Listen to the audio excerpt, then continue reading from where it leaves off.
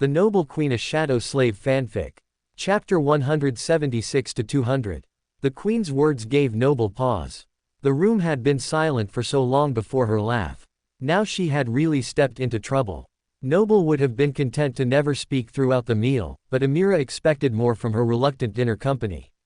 Since Noble was the only other person at the table, she was the only one available to answer the Queen's pointed question. Lucky me. Before the meal, Noble had dismissed her protectors to get their own dinner free from the burden of the presence of Brenna's aunt. Council had moderately objected, but in the end, he agreed it was for the best. That decision had left the two royal ladies to eat in peace, but also seemed to take their ability to converse with it. However, that was more likely due to their strange interaction earlier that day than it was to anything else.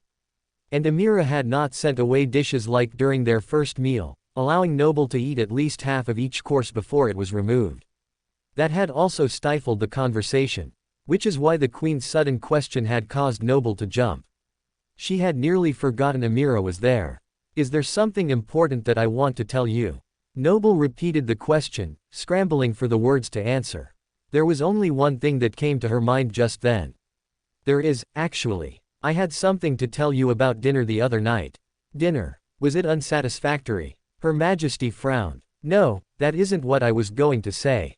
Noble didn't like how Amira could pull the conversation so easily. It was a manipulative talent the monarch had all but perfected, leaving Noble to fight the current to keep from simply following in her wake. The Queen took no note of her frustration.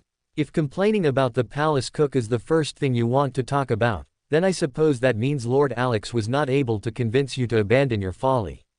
Such a shame. I had hoped the absence of your counsel was a positive step. Ah, that was her aim all along.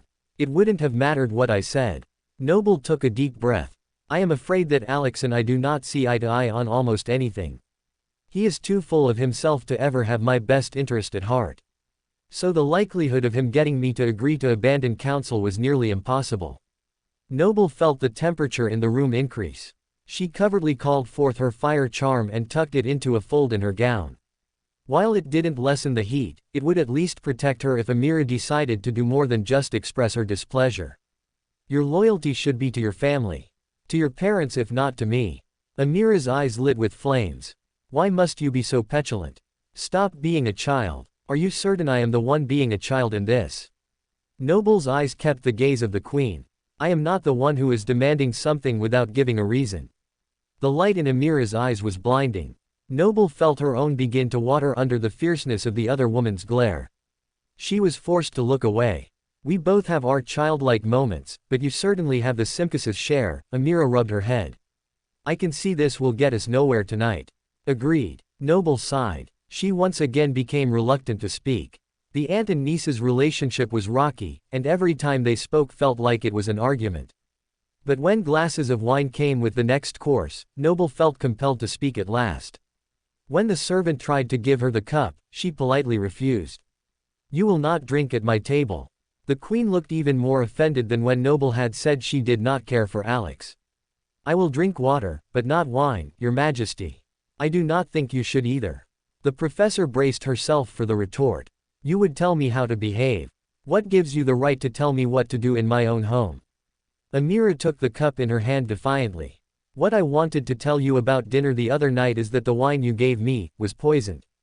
Noble waited for the shock in the other woman to register. But instead, there was a very different emotion coming from the Queen. I know. Amira quirked a small smile. Pushing down the small amount of doubt, Noble tried to make sense of the words. You knew. Perhaps knew is a strong word. I suspected when Kosi got sick that it was my drink that was poisoned. I appreciate you confirming it. It was the first time Amira had expressed any sort of gratitude. Her words affirmed what Noble believed. If Amira needed confirmation that there was poison, then she hadn't been behind the assassination attempt. But a new question came to her. How did you know about Kosi? Amira eyed her niece with supreme disappointment. Few things escape my notice in this palace. You would be wise to remember that. I see. The professor felt an unconscious chill run down her spine. The Queen could not keep her sour expression for long. Another subtle smile crept onto her face. Why do you look so happy? Noble had no other word for the strange expression on the monarch's face. Isn't it obvious? If you are telling me about the poison, then you aren't the one trying to kill me. That would be most unfortunate, but something I did consider. Amira's casualness confused the younger woman. Me, a suspect. The professor had never considered how the situation might look from the other side. Since Amira had found out about the poison through less direct means, it did look like Noble was trying to hide her own failed scheme. She hurried to clear the air. I would never poison you. When Council discovered that the wine was tainted, he had wanted to come and tell you immediately. I am the one who held off to make sure you were not the one hoping to kill me, Noble explained. It felt good to come clean. I am sure Council would have loved to take credit for saving me. Amira's expression darkened. He has been investigating to find the culprit, Noble put in, hoping it would help his case. The Queen scoffed. He can stop. I will find out who did this and act accordingly. I have already replaced the kitchen staff and my taste tester. Things should be safe once again. Quote. That was a relief at least. Even if Noble were not a target, she had considered the possibility of getting some of the Queen's food by accident. The Queen continued to eat her food as if they had been talking about the weather. Why was she not more concerned by the fact that someone wanted her dead? Do things like this happen often? Noble blurted. They usually do not get so close to being successful, Amira admitted with a shrug. As I said, few things happen here without me knowing. She set down her fork and folded her hands. And I know why you were really in the library. You must stop. Now. Just when Noble was beginning to think she liked the Queen, Amira had to say something new to frustrate her. I should have been more discreet with what I asked the librarian, Noble muttered. Do not blame Droon for my knowledge. It was obvious by your collection of books what you were searching for. You cannot continue down this path. What path is that exactly? The professor wondered if the Queen was bluffing. Was she trying to get Noble to admit to something, or did she actually know? The Queen's voice became frighteningly quiet. It is the same path that your parents took. It led to their deaths. You will not follow in their footsteps no matter how much Council desires to push you toward their same end. It hadn't been Council's idea to go to the library. Noble had made that clear earlier. But that didn't stop Amira from making the accusation a second time. The Queen only believed her own narrative. Noble furrowed her brow. You think I am blindly following my parents? Is that why you burned one book and took another? So you can keep me from what I desire and force me to do as you please. Noble knew she was treading a fine line, but for the moment, she did not care. I think you would rather have a puppet than a niece. The ever-changing temperature in the room became nearly unbearable. Amira's eyes looked like hot coals. The golden chain around the Queen's neck began to glow like it was made of molten lava. Yet somehow it remained intact. Leave us. Amira commanded the servants. The room emptied instantly. The Queen leveled her gaze at her niece. How dare you? You will never speak to me that way again. Forgive me, Aunt. But are you upset that I challenged you? Or upset that I am right? Noble continued to push despite the warning signs to cease fire. Amira clenched the table. The room began to smell like smoke. You are just like your father. Absolutely infuriating. Noble did not know how Brenna's father had been when he was alive, but her own was amazing. The insult to Lord Bizes felt like the Queen was digging at her niece's very soul. I am my own person. You may answer my question or ignore me, Your Majesty, but please do not insult the dead. Noble wanted to say more, but the air around her became thick with heat as unnatural pressure built up in her ears. It was only then that Noble realized that she had been playing with fire, literally. Amira was wearing the same expression she had when she shot the tyrant. Noble paled. Please, don't, her eyes swirled as she sent calm to the Queen. A silent battle of wills raged unseen as the temperature fluctuated wildly. Amira pushed away the feeling, scowling at the intrusion on her senses. But then she looked at the scared woman before her. A pulse of energy passed through the room like a flame ready to ignite only to be stuffed out at the final moment. The pressure against Noble's body lessened as well. The glowing necklace returned to its normal color. The room went still. Don't what? Murder my niece over dinner? Honestly, I have better manners than that. It would spoil the meal. Releasing the table, Amira sighed. You may be childish, but I am not. I will answer your questions. Yes, I do think you are blindly falling into the same trap as your parents, and although I don't want a puppet, a dutiful niece would be a vast improvement over the wild one I have now. As for the books you mentioned, one of those books deserved to be burned. It had nothing to do with you or your research. The other should never have been offered to you in the first place. The queen brushed her hand through her auburn hair. There was no crown on her head just now, but a small circlet with golden hearts danced across the front of her forehead. Glossing over the rest of the information, Noble latched onto the final sentence. Why should the book not have been offered to me? What was wrong with it? Looking down at the table, Noble noted the scorch marks burned into the wood where Her Majesty's hands had been. Was she really foolish enough to continue to push Amira? It seemed so. Thankfully the queen maintained her icy composure. The journal was only meant for the sovereign's eyes. It should never have been left with the other books. Hearing the word, sovereign, made Noble flinch. It was not a word used openly in the waking world. It means something different here, she reminded herself. Taking a sip of drink, Noble cooled her throat and composed her thoughts. What if you looked in the book and told me what I need to know? All you need to know is that chasing after the tyrant is a fool's errand. I forbid you to do it. The queen would not be challenged on this point. Nobles tilted her head. What if I don't go after it? What if I find a way to kill the tyrant without going into the mountains? It cannot be done. At least. Amira's lips formed into a thin line as she rethought her words. No, the risk is too great. All who have tried, have died. What if you help me? Surely the two of us can find a plan that will lower the risk of dying to an acceptable level. What risk do you consider an acceptable level? The queen quipped. Less than those you lost in the last hunt outside the city, Noble responded evenly. One death is too many for me. I will find a way that will maximize our chances of success while keeping risk at a minimum. I will not use the kingdom's resources without your express permission. Will you help me? No, Amira tapped the table gently. Noble blew out her cheeks. But taking down the tyrant will save the kingdom. Don't you want to be free? If only. Holding up her hand, the queen silenced her niece. I wasn't finished. I will not help you on this fool's errand. I am far too busy. However, I will not stop you. The morning of my centennial, you can propose your plan, and I will listen. I suppose that is something. Noble tried to find the positive. If Her Majesty wasn't actively blocking her, that was one less obstacle she would have to overcome. Thank you, Your Majesty. This will only happen on 3 conditions. The queen lifted 2 fingers with a stern look. You will not argue with me or leave my palace until my celebration 6 weeks hence. Didn't she already confine me to the castle? While the first request made sense, the second seemed silly on the surface. But then Noble understood. What Amira was asking was for willing compliance. The mother of 3 could relate.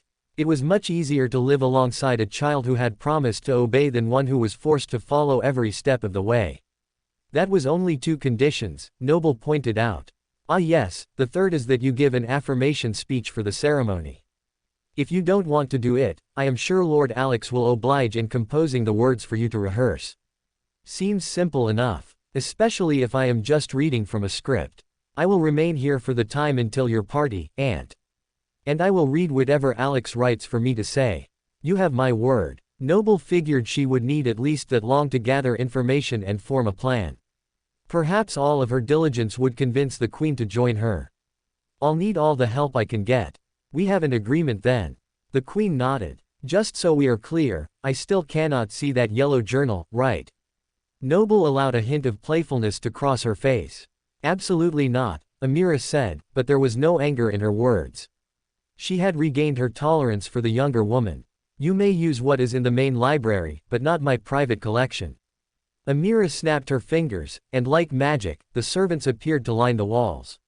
And before you ask about other types of help, the answer is no. I am very firm on that front. Amira let the dessert be served. The fluffy pillows of white looked soft enough to sleep on. But you will not interfere either, correct? Noble asked a little too innocently as she took her first bite. That is what I said. Amira eyed her curiously. So if I find a place to train and spar, you will let me use that space? The professor smiled. Of course, I would not dare ask you to train me or use anything that is yours. Spar. Is your plan to fight the Lord of the Mountain head-on? Amira lifted one eyebrow. I do not, but it never hurts to be prepared. Even if Noble somehow managed to avoid a direct confrontation inside the nightmare, any skill she could gain would be invaluable when she returned to the waking world. I will not stop you from training. Amira tilted up her chin.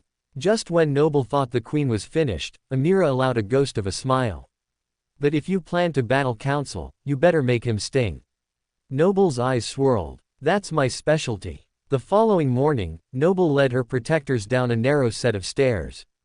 Are you sure we will not anger Her Majesty by being here? Council looked around warily. The empty chamber looked like it had remained unchanged for ages. Below the palace, a large area had been dug out of the stone foundation. While Noble couldn't prove it, the smooth walls seemed to have some sort of enchantment that protected the place from being damaged by those battling within. Small rings lined the wall to be used for either target practice or to hold ancient weapons. It was in good shape. Only a couple of the rings were missing. This was a training ground of the ancient kings. Taking her lamp, Noble touched it to a divot on the wall. The small flame lit a runnel of oil that encircled the room at eye level. The arena was instantly bathed in a warm glow. Noble nodded approvingly. My aunt said I could use any space to practice as long as I did not leave the palace. I didn't leave the palace to come here, so it should be fine. Noble was relatively sure this was true. Wouldn't Amira prefer that she train here than in some part of the palace that couldn't be destroyed by the two awakened? Shall we? Noble descended the last of the stone steps and floated over the marbled floor. It was impressive how big the cavern was. Part of it felt natural, while the rest was clearly man-made. Is this a single cavern or a series of caves? It didn't matter. Noble was content to leave that musing for another day. I wonder who built this. Council marveled at the craftsmanship. How did you even know this was down here? Indeed, the path to get to the training room was difficult and winding. It was not a place one simply stumbled upon. I asked one of the servant boys where would be the best place to settle an argument where no one would see. After giving him a couple of sweets, he admitted that he and the other boys come down here to settle disputes once in a while. Or at least they did. One of them heard something last time they were here and got spooked. Noble couldn't help but smirk. No matter what world she was in, children were quick to believe in ghost stories. Well, if there is anything down here, we can get some real battling in and not just practice, Council chuckled. My thoughts as well, although I think Kosi will be aware of any visitors before we will. Noble looked at the golden Simkus. The elegant creature stared at them both for a moment, then released a huge yawn. He had no concern that anything might harm them. Rather than watch the humans, he found a corner, curled up, and began cleaning himself of the dust from the stairs. They were clear to proceed. Noble adjusted her queen bee armor. There was no reason to wear her fraudulent facade, so she had called forth the helmet that went with the armor instead. Placing it on her head, Noble tucked in her hair that Pen had carefully braided that morning. No reason to lose any hair today. I would have to wait for it to grow back. Her fingers ran across the other's voice behind her ear. Since it had not been destroyed, Noble believed the other half was still in the waking world. That was why she had yet to dismiss it. Perhaps Captain Stice had somehow gotten the other piece back to her family. If Ford had the other half, then he would know she was alive. Dismissing the memory so she could retrieve the other half might mean ripping hope from her family's grasp. It wasn't a thought she could bear. If only you could hear me. She tried. Of course, there was no answer. Noble finished tucking her hair and securely fastened the helmet with the purple plume. It was a touch too flamboyant even for the Dreamscape, but it would work to protect her precious head. After checking the strap, she moved her arms and legs in small stretches. It never hurt to loosen up. Her arm brushed up against her weapon. Before leaving her room, Noble had summoned the unlikely end. It rested sheathed at her side, ready for action as soon as its mistress bid it to come. Noble touched the hilt lightly as she rolled her shoulders. Are you ready? Where would you like to start? Council tried to appear more at ease than he felt. He must never have sparred with Brenna. What if we do a warm-up?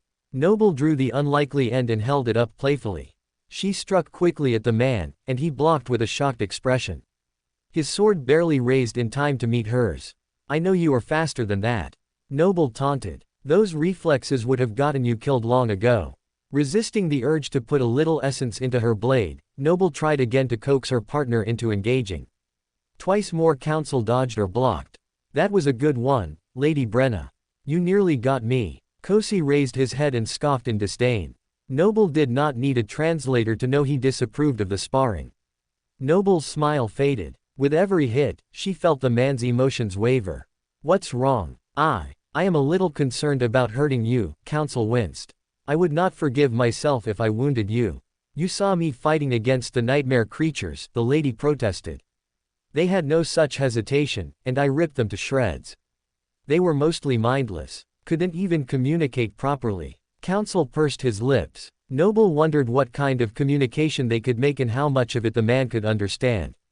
Counsel had not tried to speak back to any of them, so he must not have thought it worth the effort. You can communicate with me. I will tell you if it is too much. I hope you would do me the courtesy of doing the same, Noble offered. She did not think the man could really do anything to hurt her, but she also felt an immense amount of power radiating from him. Much like she had from the Queen. It was curious to be around people who looked her age but were so much older. Maybe this had also been the case in her first nightmare, but now that she was an awakened, she felt the difference between them much more keenly. Counsel must have felt the difference too. He looked intensely uncomfortable. How about we start with something else then? Something that doesn't involve us fighting one another. Noble sheathed her sword and was hit with a wave of relief from her potential opponent. There was a particular skill I wanted you to teach me. Anything you ask, my lady, and I will oblige. Counsel bowed deeply. Anything, Noble placed her hands on her hips. Don't make promises you cannot keep. I would never. Counsel's emotions went wild momentarily, a mix of indignation and hesitation. Good. Are you certain? Noble's smile widened. Counsel puffed out his chest. His honor was being called into question. Anything at all. Noble nodded. I want you to teach me how to master names. The man blanched. Anything but that. So quick to break your promise. Noble pursed her lips. Anything must have a different meaning than I thought. It isn't that I don't want to, Counsel hedged. It is that the sorcery of names is not something that can be taught in a moment. It isn't meant for human mouths to be able to utter at all. I know a handful of true names and a few minor modifiers. I cannot even properly string them into a verse. Sorcery of names. Verse. Noble felt her head spin for a moment. That was a lot of information. She knew the term true name from those who were lucky enough to receive one from the spell, but that is where her knowledge ceased. You know, my master was the last transcendent sorcerer of our kingdom. As his slave, I held his books and listened to him repeat names over and over until he got them right. Silently, I practiced too. I don't know if his training was intentional, but I learned a lot. He was the closest thing I had to a father. Counsel rubbed his head. Noble was not sure how to feel about the information, and thankfully the man did not give her a chance to respond. He simply continued with his tale. I was able to form my core right before he died. He was impressed that a nothing like me had awakened. I think with more time, he might have even freed me. But that time never came. When he was slain on the battlefield by the tyrant, I took up his place and screamed every word I had ever heard my master say. I fought to protect his body. He deserved a proper burial. So you were freed by his death. Noble realized immediately that she had spoken out of turn. Anger flashed across the man's face like she had not seen before, settling back into sadness.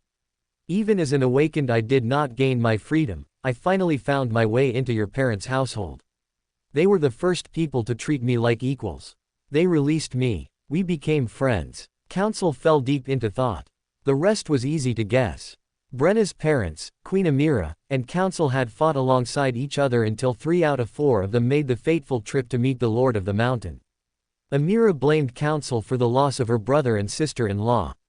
For his part, the man seemed just as burdened by the loss. I wish things had ended differently both with your master and my parents, Noble offered. Me too, the man forced a weary smile. It breaks me that I cannot fulfill your wish. But true names are a talent that is almost completely lost to humanity. Can I at least hear you do it? I only got to watch from afar last time. Even if Noble couldn't do it herself, learning how it was done would add to her storehouse of knowledge. And knowledge was power. Step toward the wall and find something to hold on to. You too, Kosi. Counsel widened his stance. Kosi ignored the warning, but Noble rushed to the side. Taking hold of one of the metal loops lining the walls, she gave the man a short nod. Counsel spoke and the air around them became alive. It whipped with hurricane force winds, pulling bits of dust and sediment from the walls and floor.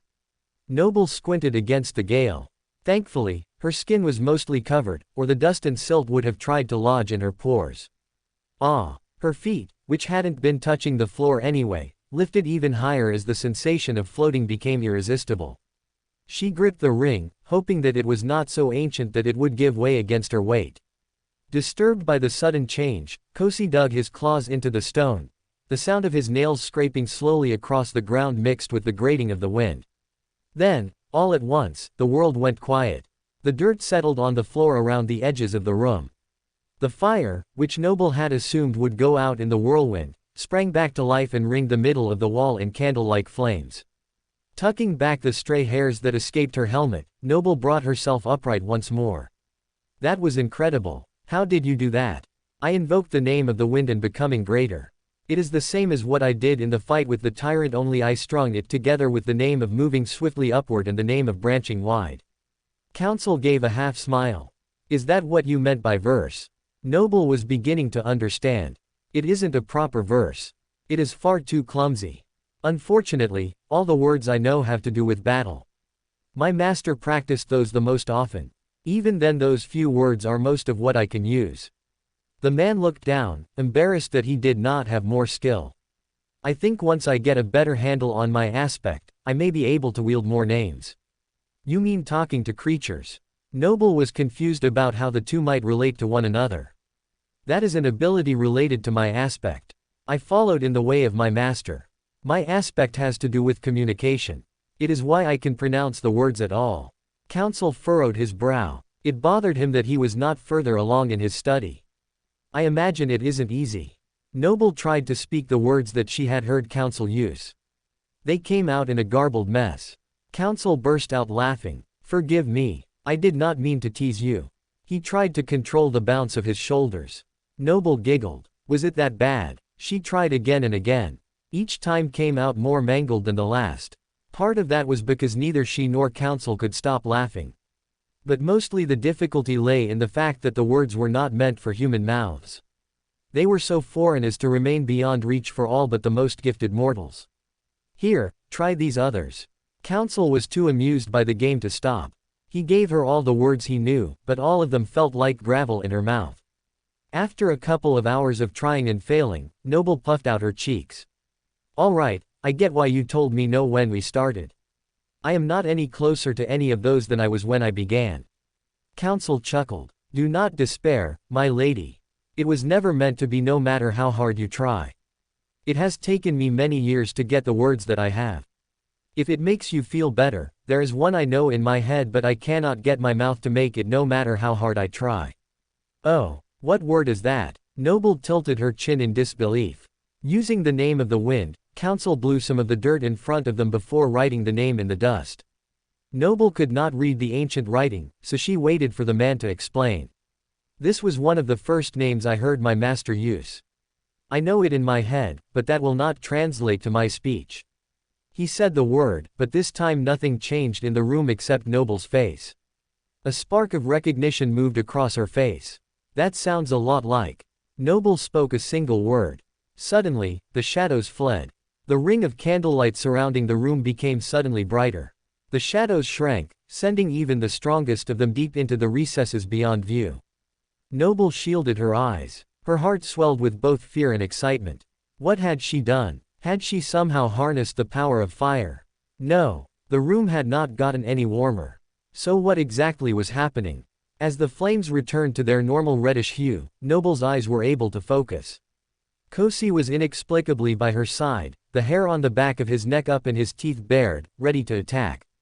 She patted him gently. Sorry, my friend, Noble cooed. For his part, Council's mouth hung open as he tried to understand what just occurred. How did you do that? I just repeated the word you told me, she answered sheepishly. I did not know it would do that. Noble pointed around the room. What even was that? You invoked the true name for light. Council scratched at the stubble on his chin. Though I am stumped at how you did it so easily. Are you sure you haven't practiced this before? He looked at her warily. Lady Brenna was a fast learner, but surely no one was that fast. I have not tried sorcery before today, Noble answered simply. The word just felt familiar. In truth, it sounded identical to a word she had worked very hard to master. In her father's family, it was a rite of passage to finally be able to pronounce one word in their made-up gibberish. All the kids worked diligently to get their mouths to move in strange ways to achieve the desired result. That word was one they all needed to communicate with the ones they loved. The word meant friendship, fun, and family all rolled up into one. The word meant cousin. Noble felt herself tear up slightly before she blinked away the water in her eyes. This was far too exciting to be sad just now. She was a sorceress. Well, sort of, not really. Oblivious to her thoughts, Council still seemed to be reeling. I am very impressed, Lady Brenna. Very impressed. His face hardened. Now, do it again. Noble's eyes opened wide. What? You heard me. Do that again. You asked to be taught. The first lesson is repetition. Council stepped back and stood a little straighter. Had Noble wounded his pride? She nodded. Understood. Watch out, Kosi, I'm trying again, Noble warned the Simkus. He got down on his stomach and covered his eyes with his paws. Grunting, he told the lady that he was ready. Noble braced herself. Did volume matter? She wasn't sure, but the idea was worth exploring. Taking a deep breath, Noble raised her arms and spoke the word loudly into the arena. Nothing happened. She tried again. The small flames remained flickering at eye level. Something wasn't right. Remaining silent, Council held out one hand. He wanted her to continue. Rubbing her hands together, Noble tried to clear her head. Widening her stance and changing her position, she stood and whispered the name identically to how she had the first time. The chamber remained unchanged. What am I doing wrong? She asked at last. You aren't saying it the same way, Council noted as he crossed his arms. You cannot just speak a true name, you must mean it. What kind of nonsense riddle is that? How can I say it and not mean it? Noble snipped. Her face softened. That was rude. I asked a question and you answered. Can you explain? I don't know how to describe it. When you do it right, you just know. Keep trying. I am sure you will find it again. Council's initial shock and slight jealousy at her success faded. He seemed to genuinely want to help her make progress. An hour later, Noble was no better off than before. She had tried to pronounce the name in every tone and intonation she could think of. None of them bore any fruit. By the time they stopped for lunch, Noble's throat was dry and scratchy. The fresh air of the palace courtyard felt good on her skin but did little to improve her sullen mood. After taking a long cool drink of water, Noble sighed. It was so easy the first time. What if I can never get it to work again? She looked up. From the walled-in part of the palace, she could see the stained glass proudly adorning the highest point of the front of the castle. The light danced against the pink and yellow flowers like it was laughing at her. Noble turned away. Her mood was sour. After their meal, the group was supposed to go and study at the library. Yet after a short stint of staring at the book, Noble realized the endeavor was hopeless. If only she had never been successful. Then she could give up the thought of sorcery altogether. Now it called to her like a siren. The fear and elation she had felt. Noble needed to recreate that moment. She closed the book with a loud thud. I have to try again. Now. Council simply nodded. He must have already noticed her unfocused state. With Kosi, the pair walked down to the arena. He opened up the flow of oil by lighting the small runnel of oil that never seemed to lessen. The room immediately brightened. Couldn't we have tried somewhere else? Noble asked. It will be much harder to see if you have any success in a brighter place. Plus your victory was here. I have been thinking about it and I want you to try something. Council led her to the center of the floor. Kosi. The Simkus curled up in a corner, shot the man a baleful glance, and then tucked his head below one arm. I think that means he is ready. Council turned his back on the golden creature. What did you want to try? Noble looked at the man with expectation. I told you that you needed not just to speak it, but to mean it. I want to recreate the moment that it worked. Tapping his chin, Council waited for Noble to position herself how she was before. She obliged, sighing heavily at his method. I already tried standing and mimicking my voice and actions. The protector raised one eyebrow. But did you try having the same thought? What was on your mind when you spoke that word? BB. Noble had not been thinking about just any cousin when she spoke the word, but her dearest one. He was the reason she was still alive. Yet, as soon as she had pushed away the thought of him, the magic had gone with it. I was thinking about family, Noble answered. Then think that thought again. I will speak, and you will try to react identically to how you did before. Stepping back, Counsel took a deep breath and spoke the name he had never been able to master. Noble closed her eyes, allowing the rush of emotion to fill her. For sorcery, the name might have meant light, but to her it meant cousin. It represented all that was right with the word. Family is the kind of light that brings you home. This is for you, BB. Noble smiled as she spoke the name. She could feel the world around her shift as her body reacted to it.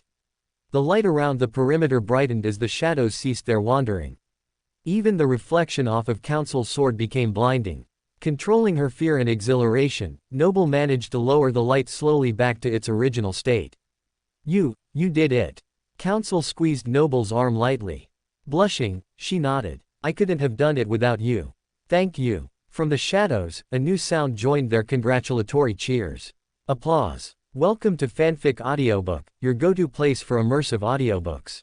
If you enjoy the content, don't forget to like the video and subscribe to our channel for more amazing stories. Noble and Counsel immediately went for their weapons. Someone or something had been hiding out, watching them. But as the slow, rhythmic clapping continued, Kosi's fur relaxed and he lay back down. Noble found out a moment later why. From the far end of the arena, Amira stepped out of the darkness into the wavering light. Her delicate hands clapped once more before falling to her sides. How did I not sense her again? I have to pay better attention. How long had she been there?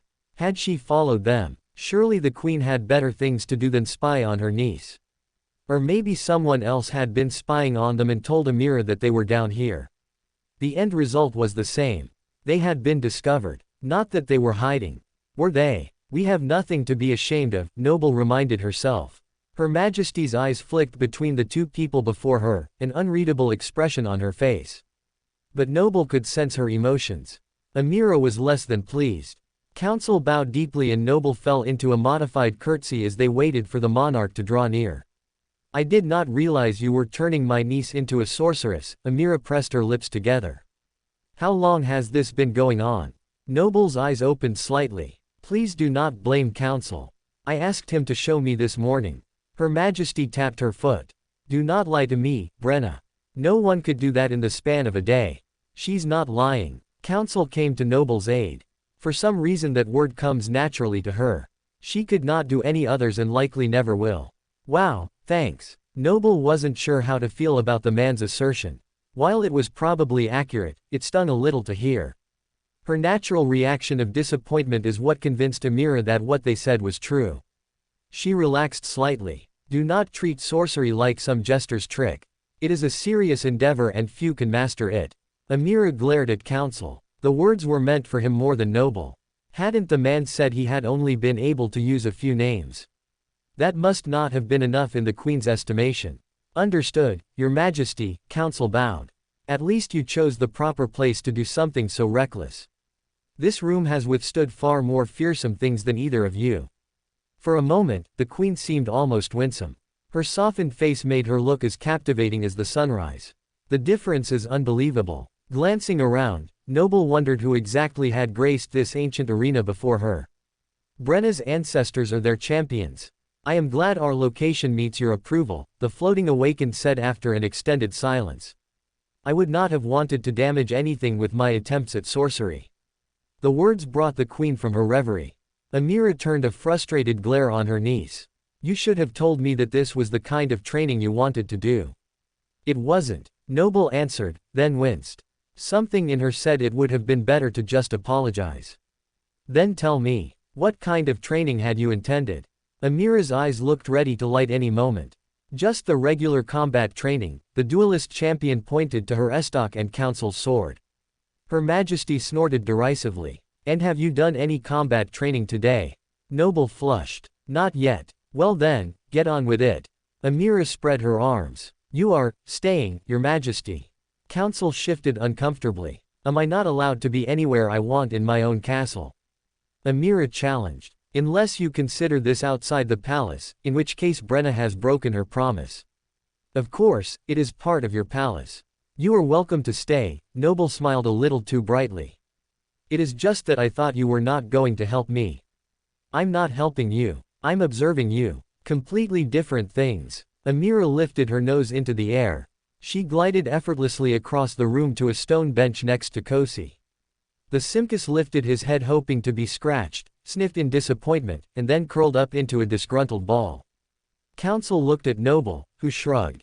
He had agreed to help her train. What exactly had he thought that meant? This is not regular combat training. You might as well be picking flowers in a field. Amira rolled her eyes upward. Get on with it. Noble pulled her sword, unsure if she wanted to aim it at her opponent or the overbearing queen. She pulled her eyes from the red-headed monarch. It isn't worth it. Are you ready? Noble asked her opponent. Council nodded. He readied his weapon. Noble took a deep breath and lunged for the first strike. Her opponent easily moved to the side and deflected her blade. Seamlessly, he followed up with a strike of his own. Noble returned the favor by sending his attack wide with the unlikely end. Council raised an eyebrow, impressed by the interchange. Yet, he still did not attack. Noble could feel that he was holding back.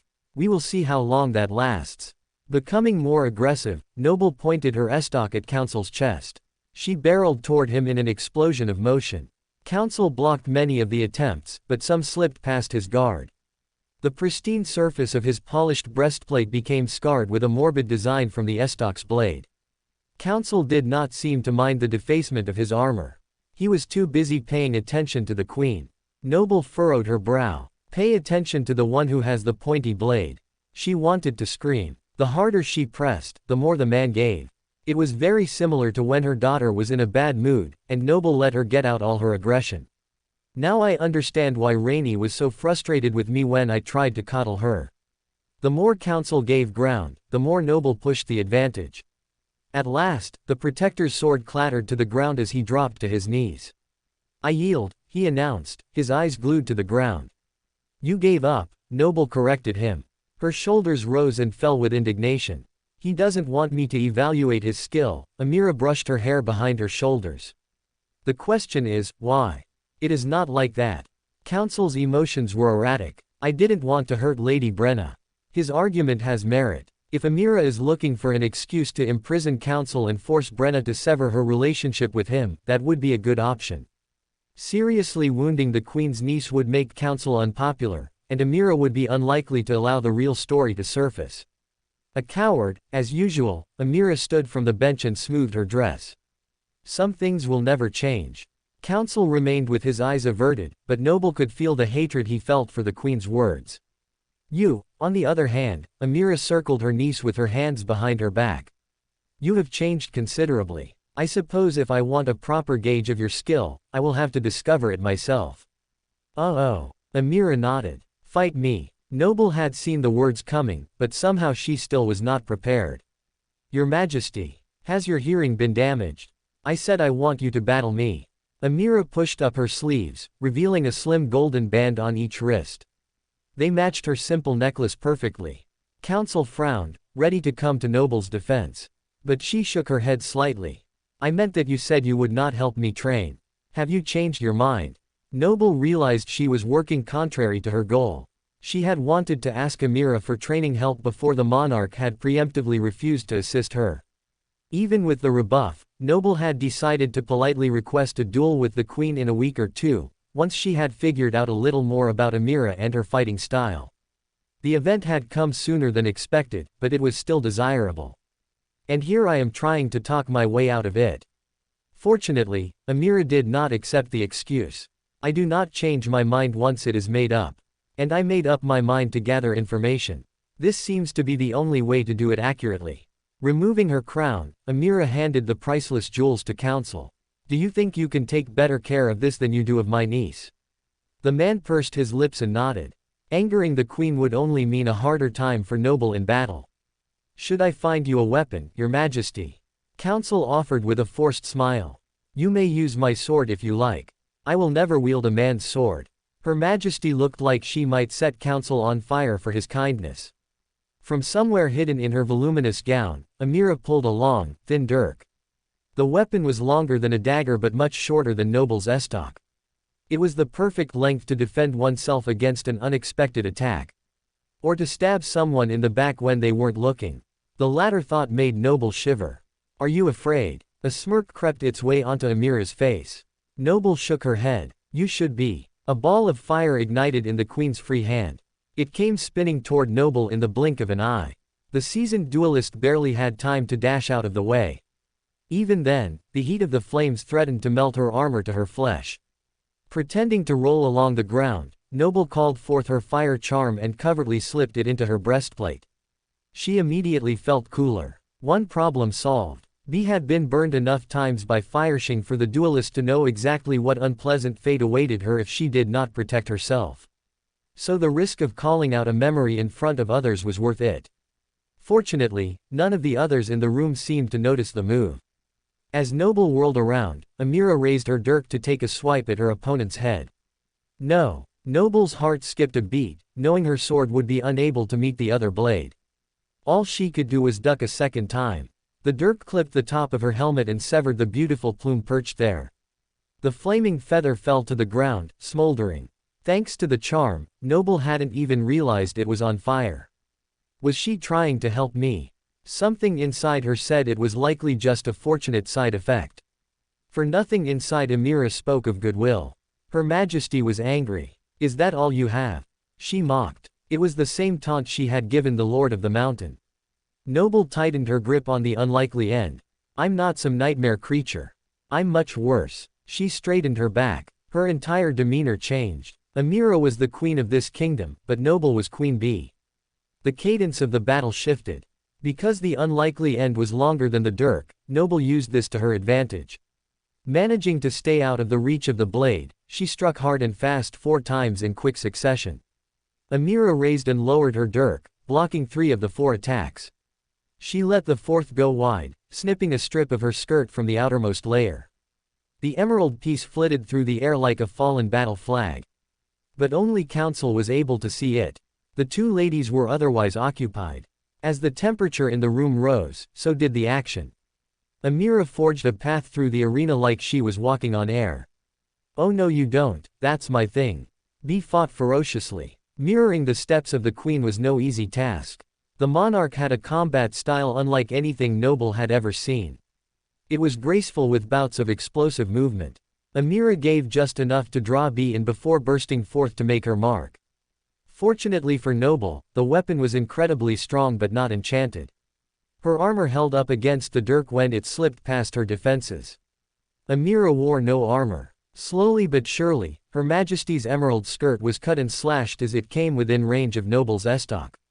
Most of the pieces fell to the ground, but a few lit when coming into contact with the continuously burning lamp ringing the room. Soon, the darker underpinnings of her dress gave her a slender, more terrifying look. Beads of sweat poured down the inside of Noble's face. The room was unbearably hot.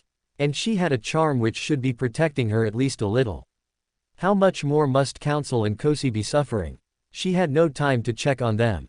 Amira seemed like she was only beginning to fight. Her strikes were becoming fiercer and more volatile with each passing moment. How is that even possible? The answer was simple. If Amira had ruled for 100 years and been fighting a war the entire time, then she had been battling nearly 3 times longer than Noble had been alive. That was a humbling thought. With that in mind, it was miraculous Noble had held her ground as long as she had. Amira's strikes were incredibly strong, but due to the inferiority of her weapon, the dents forming in Noble's black and gold armor were not nearly as catastrophic as they could have been. The longer the battle went on, the more aware Noble became of the monarch's methods. The duelist champion could not mimic the style yet, but she was learning how to counter it. When Amira's emotions spiked, Bee knew to back off quickly. When Her Majesty relaxed, Noble struck with vigor. How do I end this? The duelist wished the protocol had been made clear. It was impossible to win a match when she didn't know the rules. All she could do was continue to take every opening and avoid the attacks. At last, Noble found an opportunity and slipped past the queen's guard. The unlikely end slid up Amira's arm between her skin and the golden band. Flicking her wrist upward, Noble wrested the bracelet from its owner, knocking both it and the dirk to the ground. The queen's eyes opened wide. Sheathing her sword, Noble heaved a great sigh. She reached for her helmet. That was a good bout, Your Majesty. I can hardly believe it is over. Amira's expression grew dark. Over. Oh no, child. It is only just beginning. Noble's eyes opened wide. But I thought. Are you arguing with me after you explicitly agreed not to?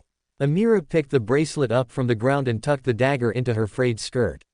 She checked the gold band, eyeing it as lovingly as a mother views a child. Noble took a step backward. I wasn't trying to argue. I am just unclear on the rules of this battle. Showing disrespect and then claiming ignorance. I never expected such weakness from you. The monarch scoffed. Noble was not sure what crime she had committed, but the anger within Her Majesty was palpable. Maybe Amira was just that vain. She certainly seemed to hold affection toward her jewelry. I should have let her win.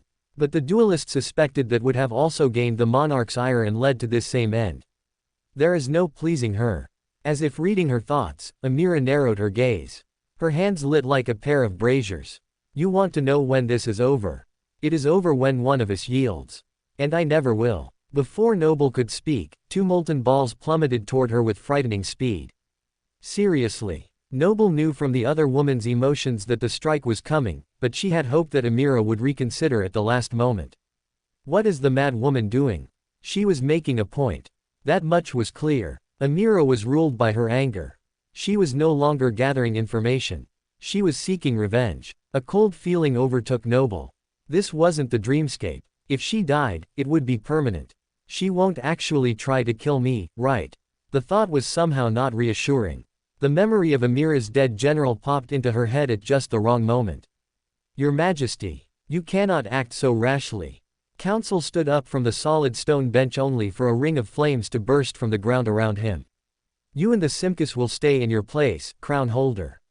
Prove you can fulfill your promises for once. Amira balled her fist, bringing the circle tighter until Counsel sat down once more. Kosi hissed, but the man found a way to calm him. While Noble appreciated Counsel's desire for fairness, it had only made the situation worse. Amira's judgment had been called into question. And that was something the Queen would not allow. Her Majesty's eyes burned with unquenchable flames. Another fireball shot Noble's way and hit her squarely in the chest. The black and gold breastplate turned bright red. Thanks to her charm, the armor held. Her fire is different from Sarai's. It has more substance. That makes it more deadly. Against Fireshing's blaze, the charm memory, fire insurance had no difficulty keeping her safe. With Amira, the charm was struggling. It was holding on, for now. Noble struggled to clear the next gigantic conflagration. The ball shot past her directly at Kosi and Counsel, but it dissipated before hitting them. Amira's control of her element was absolute. She narrowed her gaze and smirked. That's when things got heated. From the edge of the arena, Amira brought her hands together. Dozens of flames sailed like arrows through the air. Noble ducked into a floating roll before standing and arching her back. Somehow she snaked through the barrage with her fluttering. That only made the Queen try harder. Each shot seemed bigger than the last. The duelist used her best moves to evade and keep one step ahead of the Queen's attacks. But it was increasingly difficult. Pretty soon, the flames would take over the entire arena. Then there would be no escape. The chamber was just not big enough to avoid the flames without Noble leaving entirely. She glanced at the stairs. If Her Majesty followed her, that would get both Kosi and Counsel out of the line of fire and give her more space to work with. Even moving up and down in the underground chamber would not help her much. The ceiling was just too low. That is the coward's way out. So rather than run, Noble charged. 2 balls of fire hit her, pushing the charm to its limit. Her armor burned so brightly that she looked more like a dying star than a human. Don't give up. Even with the charm, the heat was beginning to take its toll. Amira was too powerful. Her essence reserves seemed endless. One final floating surge of effort allowed Noble to reach the monarch. Noble thrust the unlikely end toward the Queen. Without any armor, Amira was incredibly vulnerable at close range. If Noble could get the blade against Her Majesty's neck, surely even the insane Queen would admit defeat. Amira's nostrils flared as her opponent neared.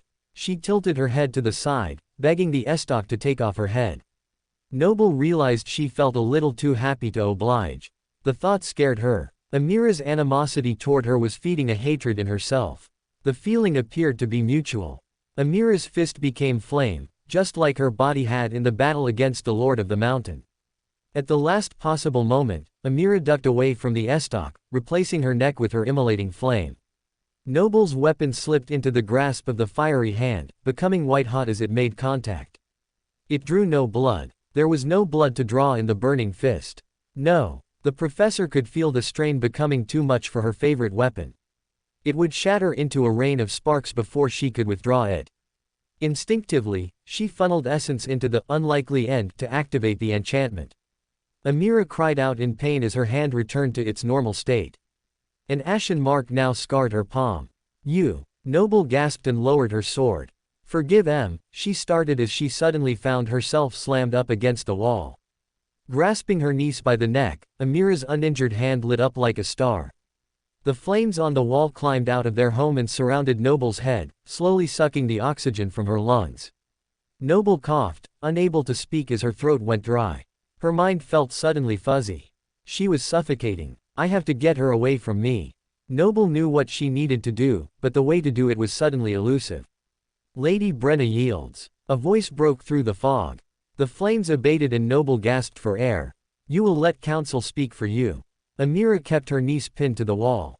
Thankfully her fiery grip had not compromised her neck guard. "How can I yield when you take away my ability to speak?" Noble retorted. The queen's necklace still glowed softly as a tiny amount of recognition crossed her face of what she had nearly done. Releasing Noble, Amira stepped back. Almost immediately, her mask of indifference was back in place. "Pathetic. I was barely even trying. You could teach me how to be better." Noble wasn't sure if it was the best idea, but if she wanted to become more skilled, this woman could certainly help her become stronger, if the duelist didn't die in the process, of course. "That would be helping you, which I had said I would not do." Amira clicked her tongue. When had her niece become such a terrible listener? "Could you at least tell me how you have so much power at your command? How do you get the fire to bend to your will so easily?" Noble felt the queen's ominous aura lessen as she considered the question. "Practice." Amira shrugged lightly. "Once I believe I can, I push forward until I succeed." That seems a little too simple. Noble was hoping for a bigger revelation. "Surely." Amira took the crown from council and placed it back on her head. Even with the dress in tatters, she looked regal. "I have places to be. I think the three of you should get some air in the garden while this place clears out." The air in the room was very thick. Kosi, who was much bigger than the others, had to breathe twice as fast as normal to keep his mind alert. Amira snapped her fingers and the light around the room dimmed. "I will see you at dinner, Brenna." "I will see you then, Aunt." Noble dipped her head. The queen stopped at the stairs and looked over her shoulder.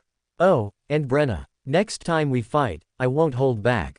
Noble watched Amira walk away as she reviewed what had just happened. While there was cold calculation in most of the queen's choices, she also had a wildly unpredictable temper. Either that is her flaw or she has some serious anger issues. Being slammed into the wall reminded Noble of just how powerful the fiery woman was. And the hateful look in Amira's eyes when she was using the flames to suck the life out of her niece was nothing short of frightening. Amira's lapse in judgment had come close to ending Noble. "I have to be more careful. I cannot hesitate when my life is at stake. I will need to give it all I have." Noble's distaste for murder mixed with the utter shock of being caught in such a situation had rendered the duelist helpless. She could have tried to push away the woman's hand, worked to change Amira's emotions, or even thrown the queen back and dangled her above the arena. Anything would have been preferable to death. This wasn't the dreamscape where she had yielded to Mongrel to protect her identity. This death would have been permanent. Thankfully, council had spoken up for her before Amira had followed through with her fury. "I owe him for saving me." Noble glanced to check on her protector. The dim light of the exit barely touched council's worried face. He ushered her forward. "Let's get out of here." Kosi knelt to allow the woman onto his back. Noble opened her mouth to deny her need for the ride when she coughed instead. There had been no smoke with Amira's normal fire, but in stealing the flames from the wall, she had brought the smoky oil with it. Noble's lungs longed for fresh air. Nodding, she climbed on Kosi. She clung to the soft fur, reveling in the comfort being grounded brought her. The trio exited to the garden courtyard where Kosi sprawled out on the grass. "Stay here. I will go get the healer immediately." Council's voice was somber. "No." Noble remained on Kosi's back for a moment before reluctantly floating over the ground. "Are you sure?" Helping her dismount, Council watched her carefully as Noble removed her helmet. His relief was profound. I will be fine once I can get the smoke out of my lungs. Noble forced a cough and then a smile. I should heal just fine on my own. You are not burned. The man tilted his head. Noble realized he had expected to see her flesh scarred beyond recognition. It was no wonder he had been absolutely silent on the trip outside. I have good armor. Noble touched the black and gold metal with her gauntlet. The man's eyes opened wide as he looked at the armor with new appreciation. Your mother left you with a great gift. It must be enchanted to be able to hold back Her Majesty's flames. Noble smiled, keeping her thoughts to herself. It is enchanted with the best charm memory. I owe Sarai for helping me acquire it. Sarai had bought it for Noble from her neighbor's emporium. In order to keep Queen Bee's identity a secret, Fireshing had conducted the transaction alone. The auburn-haired baker sang the praises of the business manager, Aiko, who had helped her select just the right charm. Both ladies deserved Noble's utmost gratitude, as did the man in front of her. Thank you for intervening, Noble nodded graciously. I was not sure how that was going to end. Now that he was sure the woman was all right, Counsel smiled slowly. You put up far more of a fight than she was expecting. She isn't used to being challenged like that. You don't seem like you were anticipating it either. Noble noted the hint of surprise in the man's voice. A few weeks ago, I would not have believed my eyes, but I saw how you held your own out on the battlefield. Protecting the runes was particularly impressive. Counsel touched his forehead in acknowledgement.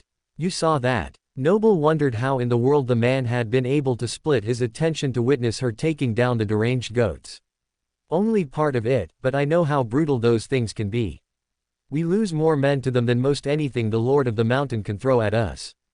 The Protector shook his head. But that was nothing compared to what happened just now. That was amazing. Noble rubbed the back of her neck and averted her gaze. She heard people praise Queen Bee all the time, but that persona was always detached from her normal self. Counsel was there complimenting her to her face. It was a strange feeling. She wasn't sure whether to graciously accept or humbly deny the praise. I only hope the Queen feels that way after she gets over being upset with me, Noble deflected instead. Some of the joy drained from Counsel's face. We cannot predict what Her Majesty will do. Most likely she will ignore that it ever happened. She would never want people to think she is weak, especially not against you.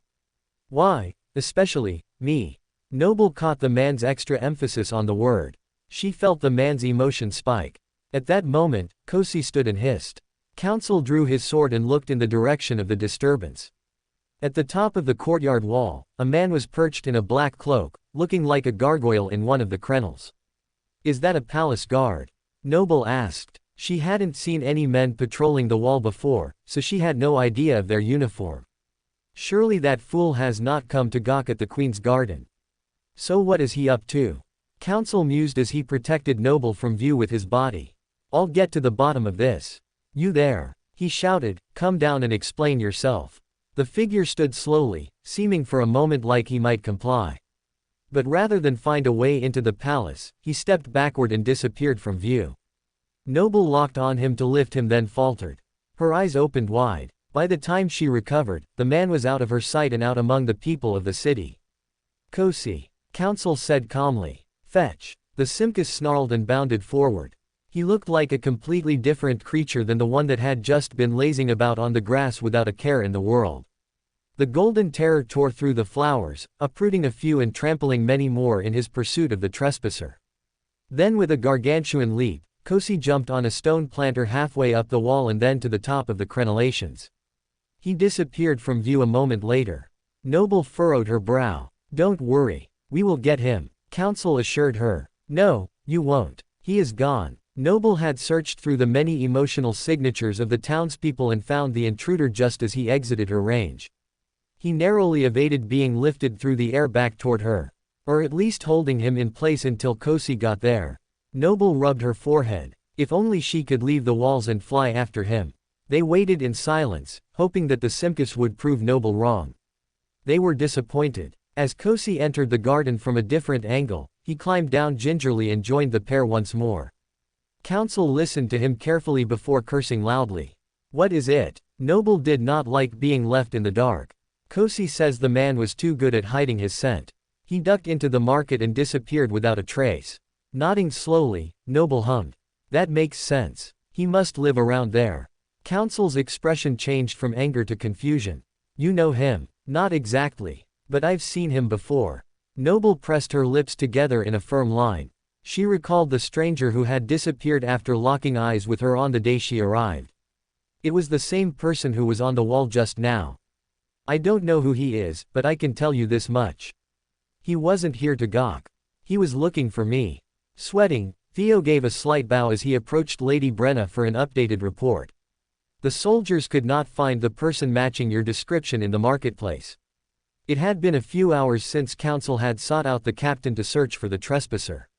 While Theo had been distraught by the thought of someone entering the palace uninvited, his search had come up empty.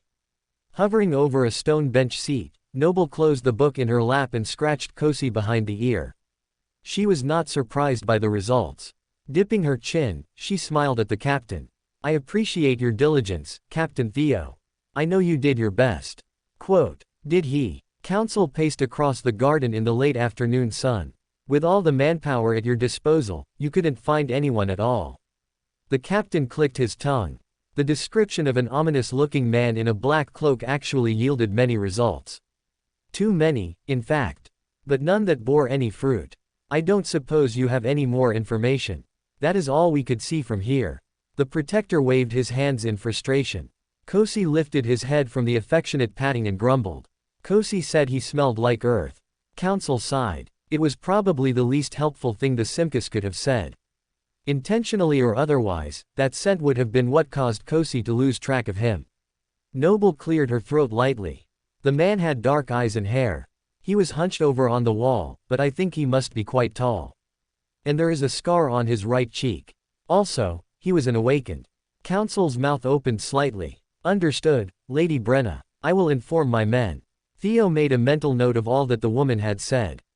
Please bring anyone you find to me first so I may identify them. I would hate for the wrong person to be punished. Noble also wanted the chance to question the man before the queen could do anything about it. Understood, the captain saluted. I will go report to the queen now. I hope she will be as understanding as you, Lady Brenna. Theo was suddenly full of anxiety. I am sure she will be reasonable. I hope. Noble winced. I will leave some men posted around the garden for your protection. The captain motioned for the men to follow orders as he turned to leave. There is no need for that. Council tried, but the other man ignored him. Sighing, Council stopped his pacing and sat next to the beautiful brunette. Noble patted his shoulder lightly. It's fine, I doubt the man will come back today anyway. How did you know all of that information? Council's words overlapped Noble's. She looked at the ground. I told you I had seen him before. I would have given you the description before you ran off, but you didn't give me the chance. In her heart, Noble knew it wouldn't have made a difference today. That intruder knew he was being followed and would do his best not to be found. Maybe another day he would slip up, but for today, if the man had any sense, he would remain hidden in the deepest corner of the kingdom until the searching ceased. He will come for me again. Noble pursed her lips. She wasn't sure how to feel about that. The animosity from the stranger was erratic and unpredictable. Noble was positive the man was awakened. Hopefully, she could hold her own against him better than she had the unstable monarch. Her head began to throb. I think I am going to rest, she told Council. All this excitement today has made me tired. Sleep would give her lungs a chance to finish healing. Just the thought of resting her eyes sounded heavenly. How long until dinner? She asked, rubbing her eyes. 2 hours. Council tapped his chin. This isn't some plot for you to sneak out and find the intruder, is it? What? No. Noble shook her head vehemently. Though that would have been a good idea. I am not supposed to leave the palace, remember? She reminded both herself and Council. That is the only way that Her Majesty will hear my plan to take down the tyrant. Council kept his thoughts to himself. Well, then I will walk you to your room. Kosi, it is time to move napping locations. The Simkus seemed to sleep more than it did anything else, and his wide yawn evoked a second one from Noble.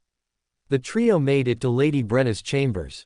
Pen answered the door. Her eyes opened wide. My lady. Noble looked down at her armor and realized the reason for the servant's concern. While she had dismissed the fire charm to heal, the black and gold of her queen bee armor still bore the marks of battle. Everything is fine, she assured her. I just need a small rest.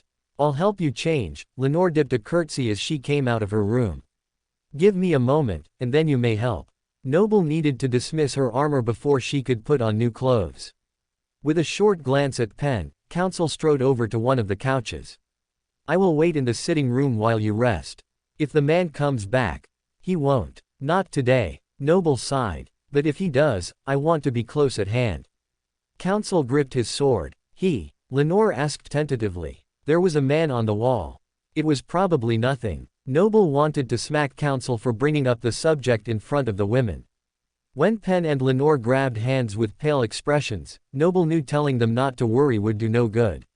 The ladies silently begged her to let Counsel watch over them. Fine. Counsel can stay. Wake me for dinner. Noble came to her room and changed clothes before Lenore could enter. The servant only needed to help unpin the woman's hair. Lenore filled the silence with idle chatter, but Noble barely listened.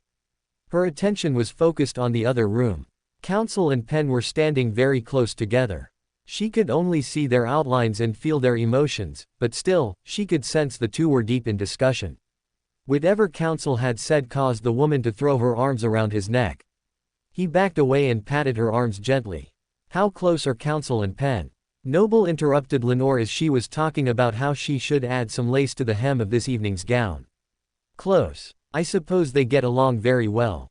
Pen respects Counsel greatly. Lenore shrugged. Looks like a little more than respect to me. Perhaps it wasn't a bad thing. Pen was pretty and young. That kind of attention would probably distract Counsel from his heartbreak over Brenna. Filing the information away, Noble dismissed Lenore. Then, finding a way to tether herself to the headboard of the bed, she settled into rest. Unfortunately, the sun streaming through the window was just too bright. Focusing on her cousin BB, she whispered the name of light. She didn't know the name for getting darker or lessening, but somehow her crude sorcery still worked. The sunlight in her room faded, taking much of the heat with it. In spite of the already long day, a smile bloomed on her face. Sorcery, she thought to herself. Wait till I tell Julius. At dinner that evening, Amira did not once mention the duel. She seemed willing to talk about almost anything else. Even the strange intruder. It is not the first person who has tried to come over the wall. Probably just some fanatic with an ideal or agenda. Amira took a bite of food without a hint of emotion. Does that happen often? Noble stared at the other woman curiously. I've lost count of the number of attempts on my life over the past century, the monarch laughed dryly. It comes with being in charge. Noble could not quite fathom how Amira thought this was normal. But in the history of the waking world, plenty of kings and other leaders were assassinated by a group or individual who disagreed. Instead of words, they had used weapons. Frowning, Noble corrected the queen's thinking. I do not think the man was after you. I have seen him once before. Oh, you have an admirer of your own, do you? Perhaps you did inherit the family trait. After all, Amira mused idly. A family trait of people wanting to kill us. Noble could hardly believe her ears. Amira clicked her tongue dismissively. Don't be so somber, niece. Captain Theo says you gave him a good description, and he is confident that we will find the culprit. The monarch waved her hands for the next course. A half-dozen servants immediately cleared the plates. Why were 6 servants needed to clear the food for 2 people? There was always far too much food on the table. What happened to the leftovers? Hopefully, the palace staff got to feast as well. Or perhaps the poor of the city. Captain Theo seems quite capable, Noble said, pushing aside her fleeting thought of how many people were currently starving in the NQSC. He is, Her Majesty agreed easily, which is why I am making him my next general. Nearly choking on a sip of water, Noble set down her cup with a cough. So soon. Hadn't her General Regal just been slain on the battlefield? Was there even a funeral in his honor? I should have already named one. Amira allowed a plate of warm cake to be placed in front of her. It is not good to leave that position vacant for long. It gives people like our unwanted visitor ideas. And Theo will need to be comfortable in the role before the next attack from the mountains. As much as Noble hated to admit it, it made sense. Although the person could never be replaced, the role needed to be filled. Noble only hoped that Theo would be better at staying alive than poor Regal had been. I will congratulate General Theo next time I see him. Noble smiled and dug into the cloud-like cake before her. Whatever had been used to make it, the dessert melted in her mouth like butter. At that moment Noble was sure of only one thing. None of the palace staff would be having any of her dessert tonight. Dash. Days passed and Noble quickly fell into a rhythm. After a morning of reading, she would train in the afternoon with counsel. In the evening she would dine alone with Amira before an evening either by herself or with counsel and her personal servants. The newness wore off and the routine became mundane. There were times when Noble nearly forgot about her life in the NQSC. With each morning in the palace, the brunette felt a little more at home in the kingdom ruled by her aunt. With such easy days, it was hard to remember that she was indeed in a nightmare. Just now in the library, Noble's mind had drifted from her book to what dress she was going to wear to the feast that accompanied the Queen's centennial ceremony. Her servant Lenore had talked of little else for days. Green is a very good color, but I am not sure all the frills are necessary. Noble stopped mid-thought and slowly exhaled. Floating over her chair, she forced her foot against the ground for 3 whole seconds. My name is Noble. I am a professor at the Awakened Academy. My husband is Fort. We have 4 beautiful children, Rain, Brock, and Blaze, and Seb. I am not Lady Brenna. This is my second nightmare and I want to go home. Noble nearly screamed the last word as she pulled her foot suddenly from the floor. Instead, she whimpered. Did you find something? Counsel looked up from across the table and then saw her pale face. Are you all right? I'm fine, Noble responded. I just got a little distracted. I can understand why. Counsel shut the cover on the pages before him. All these books say the same thing. The heart is from the Lord of the Mountain and is buried somewhere below the earth. We will never get anywhere if this is all there is. Are you sure Her Majesty will not let you in her private collection? I am sure. Noble had hinted at that very thing the night before, and part of her food had ended up burned from the heat of Amira's anger. We will have to get her to agree with my plan without that information. And if she doesn't? Counsel raised an eyebrow at her. She will. Noble answered vaguely. The studious professor did not want to think about the choice she would have to make if things did not go the way she hoped. Destroying that menacing lord would mean freedom for our kingdom. It is what your parents wanted most in the world. A strange cloud fell over Counsel's emotions every time he mentioned Brenna's parents. Whatever had happened in the mountains had followed him home in his soul. He was tormented by it. Do you want something different? Noble tipped her mouth up slightly. Counsel blinked away his gloom and nodded. I want more than just freedom. I want our kingdom to be strong enough to conquer anything. I am tired of simply having to defend ourselves. Then we will find a way to finish what my parents started. What Brenna's parents started. Noble mentally corrected herself. Both Noble's and Brenna's parents had fought a war for humanity's freedom. Lena and Lance had just fought it in the waking world. Even now, Lena was still fighting to make sure people were taken care of. This was one of the many reasons Noble needed to fight to get home. Her family, her real family, needed her. I look forward to our glorious victory. Counsel smiled. How is the plan coming along? Well, since we cannot go into the mountains, the key to this is obviously the heart. I am sure it exists. But as you pointed out, we have no more information on that front. Until I can find it, or find more information about how to find it, I am stuck. The two carried on until they had searched every book that the librarian's assistant had placed on the table. It was near lunchtime, but Noble wanted to take a closer look at something she had seen the day before. Leaving Kosi and Counsel to stack up their reading materials, Noble went and sought out the man in charge. Droon was carrying a large pile almost directly into a wall when he paused. Placing his hand on the wall, the white stone glistened before giving way to another room. Excuse me, Noble called before he could disappear from view. Lady Brenna. The man turned, losing a few books in his pile as he did so. He hastily gathered them. I did not see you coming. Is there something I can help you with? What is in there? Noble tried to peek but the man quickly blocked her view. This is the Queen's private area. I am just returning her most recent reading, the librarian explained quickly. Oh, Noble pulled her lips to one side. She could push past the man easily enough, but in the end that would place her on the wrong side of the Queen. Noble warred with herself for a moment before lowering her eyes in defeat. She would not enter just now. I was looking for a book you gave me yesterday. Give me a moment and I will be right back to help you. The man hurried into the forbidden space, and the door sealed like it had never been there. At least I know where it is now, Noble mused. Just not how he opened it. Bending down, Noble examined the floor to look for any kind of seam. But her eyes caught a very different sight. One of the fallen books from the man's pile had been left behind. Picking it up, Noble's eyes opened wide. She smirked. Well, hello there. Noble hurried back to her protectors. Sorry I took so long. I had to wait for Droon to find the book I wanted. To avoid suspicion, Noble had patiently remained to get the original book she desired. It was now clutched in front of her, half buried in her voluminous dress. The other book she had discovered was floating under her skirt where no one could see. Noble felt a little bad about taking the book. But one look at the yellow cover told her it was from the same set of books that Amira had removed from Noble's studies. And Noble hadn't technically broken the Queen's rules. The professor had not gone into Amira's private collection. For all she knew, this book was left out intentionally for her use.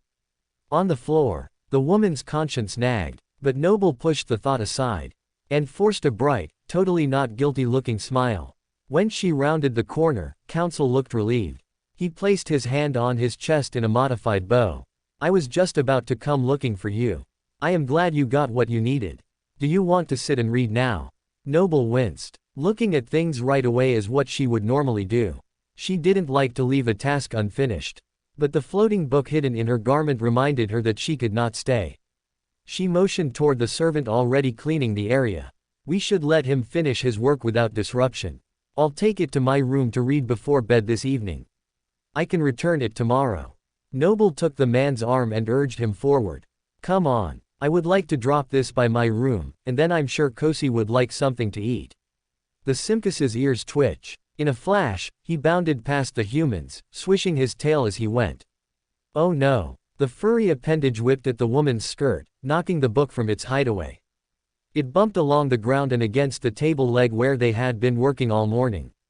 Counsel froze. What was that? His words caught the attention of the servant who had begun to reshelve the finished tomes. You've never seen Kosi run at the word food. Noble laughed nervously. Sweat formed on her brow as she watched the librarian's assistant. Looking down, the servant noticed that he had dropped one of the books from his pile. How clumsy he could be. Reaching down, he went to fix his mistake when Lady Brenna stepped right in front of him. The hem of her dress brushed up against his hand. He straightened quickly and took a step back. Forgive me. Excuse me, I also want to bring this one with me. Noble picked up another book off the table and smiled warmly at him. She was far too pretty. The young man felt drawn to her radiance. But then he saw Counsel's glare. The assistant's eyes darted away. Of course, Lady Brenna. I will mark it down. Bowing deeply, the servant was relieved when he felt the presence of the two powerful humans and the creature moved toward the door. He exhaled the breath he didn't know he was holding. He was foolish to have come in at all while the others were there. What was he thinking? Oh well. What was done was done. It was time to get back to his work. Only, the book on the ground was gone. Had he imagined it? He looked at Lady Brenna's retreating form. He could almost swear he saw a yellow corner peek out from below her gown. He blinked and the splash of color was gone. Did I just see a floating book? The servant shook his head. I need to get more sleep. After dropping off the books in her room and hiding the one which she did not want anyone to find, Noble had a quick lunch and began combat practice. Counsel had gotten used to sparring with the woman, and had become far less timid in his attacks. That was not to say he went full out. Unless she made a serious error, Counsel still yielded and let her win most every time. It was frustrating. I need someone, anyone else to test my skills. There was never a shortage of contestants in the Dreamscape. Although few put up a real challenge for Queen Bee, there was at least some variety in the form. After days with Counsel, Noble was growing too familiar with his half-hearted technique. At least when she battled with Sarai, the fiery awakened would give it all she had and change things up. Noble really missed her teammate. Does Brenna have no friends? Either the young lady had not been very friendly, or all her acquaintances were too afraid to visit the palace while she was under house arrest. That didn't leave Noble many options. Asking the Queen was out of the question, and the only other person she knew well enough to approach was Alex. Noble shuddered. As much as I'd like to put that slimy snake in his place, inviting him to have any kind of physical contact would give him the wrong idea. What's wrong? Counsel dropped his guard long enough for Noble to disarm him. She pointed the unlikely end at his neck, forcing the man to raise his hands. Noble dropped the blade with a sigh. I was just thinking about how to improve my skills, she shrugged. Counsel seemed to catch her meaning more than she intended. I see. Then I am not giving you enough of a challenge. I appreciate all the help with sorcery. Noble added quickly. I wouldn't trade that knowledge for the world. Knowing even one true name like that is invaluable, and you are helping me hone that skill. I will always be grateful for that. But my combat skills leave something to be desired. The man picked up his sword and sheathed it. You and I both know you are holding back. Noble pursed her lips. The flames of the underground chamber flicked under some unseen draft. Counsel met the woman's gaze. I cannot afford to seriously wound you. That would give Her Majesty reason to sever my connection with you as counsel. I would not tell. Noble protested. I cannot risk it. The man looked desperate. Noble crossed her arms. I don't suppose you want to spar with me, do you, Kosi? At the sound of his name, the Simkus raised his head and yawned. Sharp teeth as long as Noble's arm glistened in the firelight. On second thought, let's work on names for a bit. The afternoon passed without any new names of objects being remotely mastered, but the professor did manage to get a better grasp on light. She found a way to string a crude verse to make the light around her brighten and dim more consistently. Just saying the name alone yielded mixed results, but now Noble could make the room be as bright or dark as she bid it. Amira had called it a jester's trick, but deep down Noble felt nothing could be further from the truth. Her area of control currently was small. At best it could alter the state of the arena, but with more practice, there was no telling what Noble could do. The day wore on, and by the time dinner was over, Noble could not get back to her room fast enough. She wanted nothing more than to curl up with a good book. And something told her the yellow cover hiding beneath her mattress was a very good book indeed. Sitting with her elbows on the windowsill, Noble rested on Kosi, who had graciously allowed her to use him as a chair. The furry creature was the one thing in the nightmare that she wished were real. He had slept in her room nearly every night, keeping her company and helping her fight off the loneliness of isolation. Noble patted his fur gently. Don't ever change, my friend. Kosi purred in response before running his large tongue across her hand. The woman wiped the slobber away with a chuckle. It was time to get to work. Picking up the book in her lap, Noble called forth the moonlight to brighten. She opened the weathered cover. Interesting. Nice to meet you, King Kron. Just as Noble had thought, this yellow book was part of the same series as the one Amira had taken on her first day in the library. It might have even been the same book, but Noble didn't think so. The other had the top corner bent and this one had a small water stain on the spine. There were also no missing pages. How many books are in this collection? Noble wondered, and why was this one outside of Amira's library? Only one person could have requested it. Her Majesty. Seems like the Queen is doing some research of her own. Noble wondered if this was part of a new fascination or something Amira had always done. Maybe Her Majesty was trying to help Noble, or thwart her. Or she had some other motive for her reading entirely. Let's see what you have to offer. Leaning on the windowsill, Noble used the enhanced moonlight to guide her reading.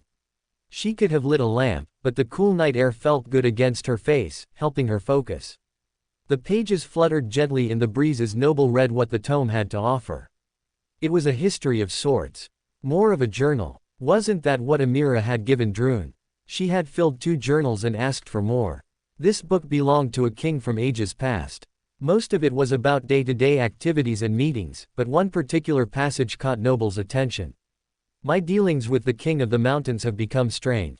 He swears that he loves my dear Mondra, but my daughter does not reciprocate. While I do not doubt his conviction, I do doubt his sanity. He says he will seek out the truth to capture her heart. He has become singularly obsessed with Mondra, spending more time here than in his own kingdom. I fear that turning him down may lead to war. What shall I do? Condemn my sweet child to an unhappy existence? My son says he will smuggle his sister out through the tunnels if I agree to this match. I do not doubt he will try. So I am faced with an impossible task. Do I betray my children or my country? Noble studied the page carefully. It talks both about the mountains and a heart, but that doesn't mean it is related. Though this does confirm my suspicion that there are tunnels under the palace. All her time in the underground arena had made Noble aware of various drafts. But whenever she went to investigate, all she could find was solid stone. Noble's mind drifted back to the king's situation. As a parent, she felt for the ruler. The good of one versus the good of many. As a professor, she would choose Rain and her boys every day of the week. But being tasked with keeping the peace between nations would have been a weighty thing to consider. Saying no could have easily gotten both himself and his daughter killed. Amira did say it was a family trait for people to try and kill us. I wonder what he decided to do in the end. If Noble hoped for an immediate answer when she turned the page, she was doomed to be disappointed. The next entry was unrelated, as were the next many. Noble waded through entries on all manner of interactions with the nobility, commoners, and even a few noble creatures. One of the descriptions sounded suspiciously like Kosi. Maybe one of his ancestors. Noble mused. Looking at the setting moon, Noble felt the lateness of the hour. She had been so engrossed in the king's thoughts and stories that the hours had flown by. There was much more to glean from this journal than just information to solve the nightmare. It was a treasure trove for any researcher. But Noble would have to cut her study short. The book would be missed sooner or later, and she planned to float it back to where she found it at first light. Hopefully, no one would be the wiser. Time to hurry up and get serious. There were only a few pages left in the journal. Noble feared that she would be left hanging from a cliff, at least for the night. But the final page provided more of the information she sought. I have found a temporary solution. The king of the mountains was so intent on finding the truth that I told him that he may not have my daughter's hand until he does. He must return with the truth, or leave Mongrel alone. His Majesty left this morning. I do not expect to see him again for quite some time. I hope that the separation will allow my daughter some peace and my fellow monarch a chance to find someone else to marry. Perhaps the future is not so bleak after all. Noble read the page over twice more before falling deep into thought. The author seemed tentatively hopeful. While Noble wasn't sure whether Mongrel had married the king of the mountains or not, this kingdom, at least, had withstood the trial. King of the mountains sounds close to Lord of the mountains. Then again, it isn't that close either. And what had happened to that kingdom? All Noble knew was that no one had heard from those people in a very long time. I hope you got your happy ending, Mongrel. Your brother and father thought you were worth protecting. Would Brock and Blaze do the same for their sister? Noble would like to think so. Fort certainly would give his life for Rain. That man would bring the whole earth to its knees to protect his little girl. He's a good man. A smile came to Noble's face. She tucked her loose hair behind her ear and stroked the other's voice. Her heart flooded with longing such that she thought it might burst. She called out to her husband knowing that he couldn't hear. I am trying to come home.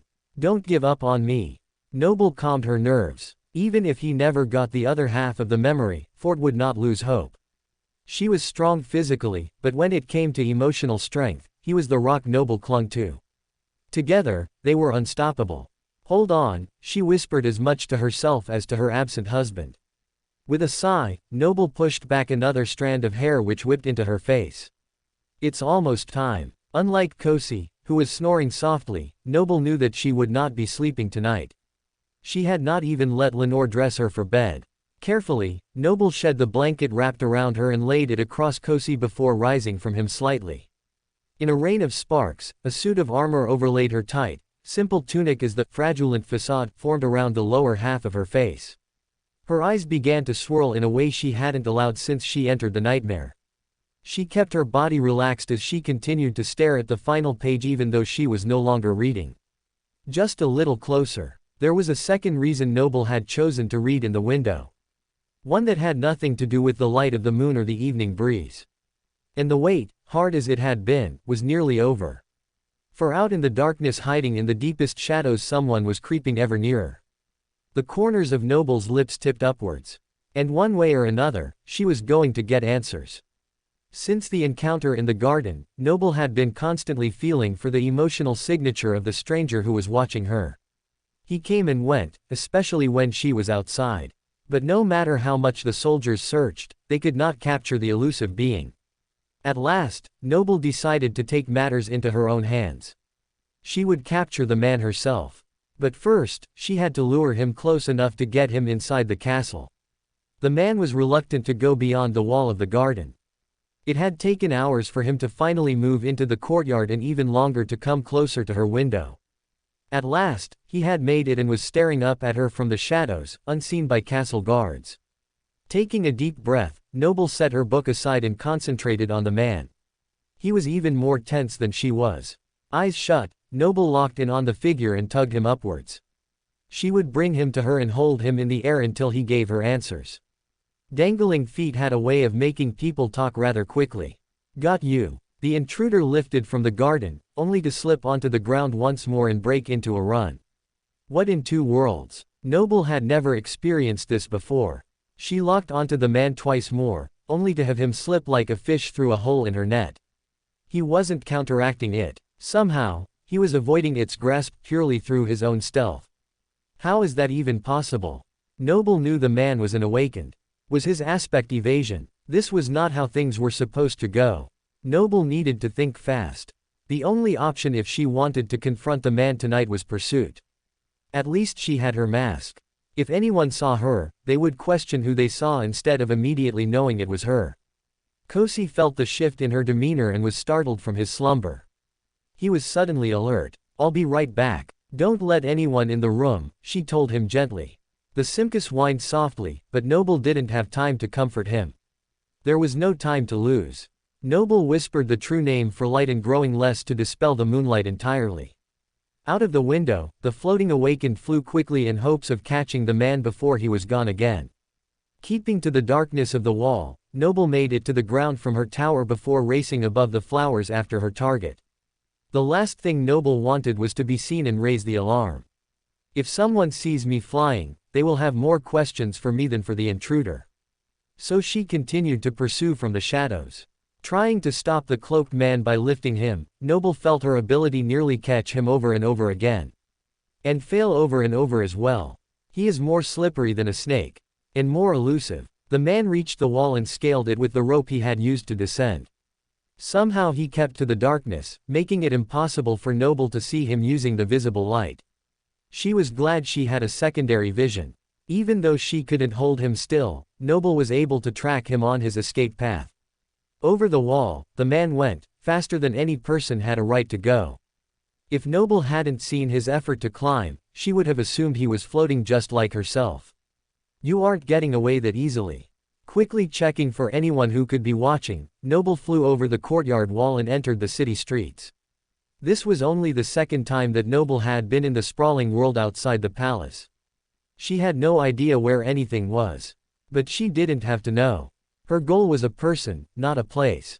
Summoning breadcrumbs, Noble made a furtive glance behind her to make sure the invisible crumbs were creating a trail. They would be helpful to retrace her steps if she wandered too far.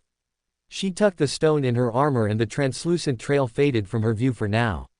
No getting lost tonight. This was too important. The floating woman quickened her pace.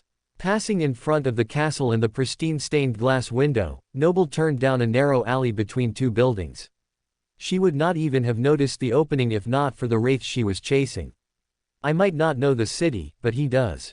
The entry was so narrow that Noble did not even notice the tripwire strung across the cramped space. Even though she was floating, the cord was high enough to catch on the toe of her sabaton. A net fell from above, covering Noble with its tightly woven threads. You have to be joking. Noble immediately summoned her estoc and sizzled the netting with its enchantment. How could she have fallen for such a simple trick? Fortunately, she did not have to see the stranger to track him. And now she was wary of his traps. So Noble silently followed as the stranger snaked through every crevice and switchback that the marketplace had to offer. Once the man even cut through the attic of a house. Noble simply floated over it. His traps were as numerous as his twists and turns. He had meticulously planned his escape. If Noble had needed to follow more closely, she would have been caught at least another 3 times, but instead she evaded the snares of the back alleys and shoddy hideaways. After the initial attempt, Noble had given up trying to use her ability on the man. It was better that he believed that she was gone and stop running. Except he didn't. He hurried through countless streets, never pausing for more than a moment to look over his shoulder. Finally, Noble had had enough of this cat-and-mouse game. It had gone on long enough. Taking a chance, Noble used the man's spike in emotion to mark his next sideways jog. This time, she was ready. Cutting around the front of the building, Noble checked to see if anyone else was inside before bursting through the front door. The room was large and empty, looking like a threshing floor of some kind. A blade whizzed toward her head. Noble's eyes swirled and the dagger froze midair. It spun around menacingly, ready to turn back on its owner before Noble grabbed it and tucked it into her belt. She glared at her attacker. Startled, the man backed up only for the shutters of the window to slam shut and lock behind him. Noble raised her estoc to block a second dagger from impaling her eye. In a surge of energy, the elusive man struck out like a cornered rat. Having given him no place to run, the stranger attacked her with everything he had. He was capable, but Noble was far more equipped for this battle. In her free hand, she called forth the Staff of Sages which she had used once in the Dreamscape. While it was still manifesting, Noble easily blocked one more of the man's vicious swipes. She effortlessly knocked the dagger wide using the unlikely end before dismissing it. With eyes like lightning, Noble took the segmented staff in both hands and released the two chains. "Stop," she ordered. The man barked a laugh. "Why? So you can kill me." Noble calmed herself and sent as much of that emotion as she could into her opponent. Assaulted by the alien feeling, he took a step back. Noble saw her chance. Activating the secondary enchantment, she bound the man's wrists within the chains of her staff. "If I had wanted to kill you, you would already be dead," Noble said evenly. His hands relaxed for a brief moment, allowing Noble to wrest the dagger from his palm. It went sliding across the threshing floor away from the pair. Taking the center piece of wood, Noble pulled her captive toward the center of the room. Noble smirked behind her mask. "Now, let's talk." Struggling against his chains, the man shook his head. "I will only talk to one person. And that is Lady Brenna." "Well, that is convenient." Noble let out a relieved sigh. She relaxed slightly. "You are in luck. I am Lady Brenna." The man's countenance darkened as he looked her up and down. His expression darkened. "No, you are not." Noble froze. No one in the nightmare had ever accused her of being from outside it. Did this man have some perception that allowed him to see? Her blood ran cold. Does he know? Noble's hand flew to her blushing cheek. She felt the fraudulent facade, and her heart slowed its wild beating. She dismissed the memory. "Do you recognize me now?" she asked tentatively. The stranger dropped to his knees. "Lady Brenna, it is you. Do you not know my face? Am I so different from when you last saw me?" This was a moment Noble had dreaded since the beginning of the nightmare. She had taken someone's place, someone who had a life and experiences that Noble could not remember. But Noble had managed to put the pieces together well enough not to be challenged in her role as Lady Brenna. Until now. "The greater offense is not recognizing me," Noble blustered. Her harsh gaze softened. "But it has been a while, I suppose." "It is me, Derek. I was Lord Business's closest friend and the second in command in our trek into the mountains years ago." The man lowered his head, seeming to present his neck for the woman to chop. "Lord Business, my father. You went on the quest to slay the Lord of the Mountains. But I thought they all died except Council." Noble looked at Derek. His clothing was ragged, but he was most definitely living. "I should not be alive," the man admitted. "I fell deathly ill just before we were to make the final leg of our journey. I could not walk, no less fight. We found a cave and the group tried to wait for me to recover. But it was no use. I was going to die, so I made them leave me to go on. Lord Business couldn't bear the thought of abandoning me and swore he would return as soon as the battle was won. I said my goodbyes anyway." Noble could picture the scene in her mind's eye. The parting must have been particularly difficult given both men never expected to see the other alive again. "But you did not end up dying. Alone in the cave, I had extensive time to meditate. I found a way to circulate my essence and through an excruciating process, I formed my core. That was what I needed to survive. My body took some time to heal, and by the time I was well enough to travel, my whole cohort was dead. He is suffering from survivor's guilt. I can relate. It is not your fault that they are gone," Noble sent comfort in earnest. But the feeling was thoroughly rejected. "I should be dead with them."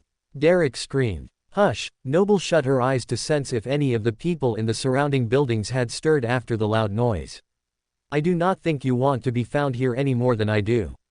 Let them find me. Derek hung his head. I will only get what I deserve. But for your sake, I will not cry out again. Woe to me if I only came to bring more harm to you. Why did you come? This is not the first time you have visited me. Noble tried to direct the man to a more productive discourse. Had he simply come to unburden his conscience, or was there more? I have been trying to find time to speak with you. I am ashamed to admit I am the one who sent you the letter that lured you into the wilderness to meet. But I did not make it before you were discovered and put under house arrest. Since then, you are never alone. Your counsel must not see me. He would tell the queen that I live and she would label me a deserter. In a way, I suppose I am. So that is why Brenna was outside the city. Noble had wondered what was so important for the young lady to defy the queen's orders to stay within Crestfall's walls. A note with information about her parents would have been enough to draw her out. Had all her attempts to leave been to meet this man, or only the last? Noble would probably never know. You must want to speak with me very badly to keep coming back, she said slowly. Derek paused and looked down at his hands. If you release me, I will show you why I came. Noble felt no animosity coming from him. Only grief. Still, she needed to be careful. Do not try anything foolish, Noble warned. Too late for that, the man responded joylessly. Fair point. Noble released the chains from the staff of sages and quietly dismissed it. If Derek noticed the strange disappearance of her weapon, he did not comment on it. The tension between them lifted, replaced with tentative peace. When Lord Bizes left me in the cave, his promise to return was not empty. He gave me a pledge to give extra weight to his words. He also gave me these that I was to keep until we met again. Derek reached into his frayed cloak and pulled out 2 metal rings. Your father gave me 2 of your family's treasures from his own wrists. I knew when he did not come back for me he had died in battle. I did go looking for him. I was lucky to escape with my life. Or unlucky. Noble took the golden bands and held them in her hands. They looked exactly like the bracelets that Amira wore. Which meant that the queens were family heirlooms as well. No wonder she was so upset when I took one from her. Amira probably thought I was disrespecting her by tossing it to the floor. That was a conversation she would have to save for another day. Thank you for returning my father's possessions. I know he would be very grateful to you for this. Noble dipped her head and slipped the bands into her armor. He would be upset that I took so long to complete the task and that you had to track me down for it to happen. The man spit out the words of self-condemnation. You value living. I will not judge you for that. After Derek had basically wished for death, it was good to see he still had a desire to preserve his life. If the queen finds out, she will execute me on the spot. He traced the scar under his eye and then made the same motion across his neck. I will not tell her. Noble raised one hand in promise before lowering it awkwardly. How did people in this time make a promise? Please do not tell your counsel either. Derek pleaded. I will not utter your name. The woman nodded. Derek allowed a small smile. Your father was worried that you would be made a pawn. I am glad to see you seem to be forging your own path. What do you mean? Whose pawn? Noble furrowed her brow. I think you know. Derek let out a ragged breath. Farewell, Lady Brenna. I will follow you no longer and find my own way. Be well. Whose pawn? Noble repeated, but the man was already opening the shutters of the window. Derek slipped into the street, evading Noble's reflexive attempt to lift his body from the ground. She chased Derek out into the alley just in time to see his form cut between 2 buildings. Not again. She looked up at the sky and her stomach tightened. While not yet light, a hint of twilight was threatening to turn the dark sky into a shade of dawn. Noble needed to get back to the palace immediately. Too bad you can't keep a map in your head, Noble. Even if she had tried, Derek had taken her on quite the walkabout. He had doubled back so many times that her head spun. Thankfully she had taken this into account. Bringing out the breadcrumbs memory, Noble clutched the stone in her hands, allowing her trail of invisible crumbs to glow. Noble's triumphant smile faded. Sure, she had marked her path, but even from her limited view, that path crossed at least a dozen times. By the time she untangled the knot, it would be the middle of the day. There was only one thing to do. Noble spoke the crude verse to lessen the light around her while summoning the fraudulent facade. Then she flew up over the city. Spotting the palace, Noble flew at full speed, only stopping as she drew near the garden wall. There were guards posted, but she timed her entry to make it past them without being noticed. That is where her luck ended. Where have you been? A frantic voice startled Noble as she climbed in the window. The floating awakened abandoned her flight and overcompensated, landed on the sill with a thump. Thankfully the ledge of the window was not considered ground, or Noble would have felt more pain than just the shock of the fall. Recognizing the voice, Noble quickly dismissed the fraudulent facade. At the same moment, a lamp lit inside her room, revealing Kosi and a worried council. His agitated eyes searched Lady Brenna for answers. Noble pursed her lips at Kosi. I'm pretty sure I told you not to let anyone in. The creature whined softly. I'm not just anyone. Council defended himself. Pen awoke to Kosi's whimpering and knocked to check on you. You didn't respond and the rascal would not allow the door to be opened. She and Lenore panicked and woke me. It took all my powers of persuasion to get Kosi to obey. The Simkus's ears pressed back against his head. Noble's heart softened. The poor thing had been upset that she left. How long did he wait before growing anxious? Filled with compassion, Noble held out her hand. I'm sorry that I put you in that position. With a purr, Kosi moved forward and rubbed his big head against Noble's legs. The action almost knocked the woman out the window. She giggled as she steadied herself. Does that mean you forgive me? I am glad you are so concerned about him. Council blew out his cheeks and ran his palm through his blonde hair. Where have you been? Noble couldn't help but smile. She felt like a teen being grilled by her parent for breaking curfew. Didn't Kosi tell you I would return? The woman asked a little too innocently. He told me you left on your own or I would have called out the palace guard immediately. Do you have any idea what would happen if Her Majesty found out you were gone? The protector paled. I trust you won't tell her and neither will the girls. Noble refused to give in to the man's panic. If any of them had wanted to betray Lady Brenna, they would have done it before she returned. Now they were all in the conspiracy together. Council began to pace. That's beside the point. You put us all in danger. At least tell me what was so important that it made you so reckless. If the man who has your heart made you do this, I will deal with him myself. Noble stroked Kosi's head gently. I have never seen him this worked up. Council was outright scolding her for her actions, which admittedly had been poorly planned. His deference towards her was gone. Frustration permeated his whole being. Taking a deep breath, Noble sighed. It had nothing to do with the man I love. I had not meant to leave the castle at all. But the intruder came back, and I tried to catch him myself. He went over the wall, so I chased him. Council's anger shifted. He raised his eyebrows in disbelief. You chased after someone that Kosi was unable to catch. Don't look so shocked. Noble wrinkled her nose. I am faster than you think. Also, I can fly and track people based on their emotions. That is, I don't even know where to begin. After all, we have worked for, you go and chase a phantom in the night. Council pinched the bridge of his nose. What were you thinking? For a protector, you aren't being very protective right now. Noble had a hard time keeping the edge out of her voice. She had to remind herself that if anything had happened to her, Amira would have eagerly lopped off the man's head before the day was done. He had every right to be angry. But that didn't mean she needed to like his tone. I am being protective of the future. Of your future. The word, your, came out of the man's mouth like a missile. The misstep pulled back the curtain on Council's jealous tantrum. That was the real reason he was upset. Noble had done something without including him. He is concerned with my future. Noble turned the words over in her head. But the only future I want is one in the arms of Fort. What Council wants, well, I cannot give him. That was one of the difficulties of the nightmare. This conflict had taken place and been resolved in some way that Noble didn't know. The characters had gone on to live or die and time had moved forward. This was all an illusion.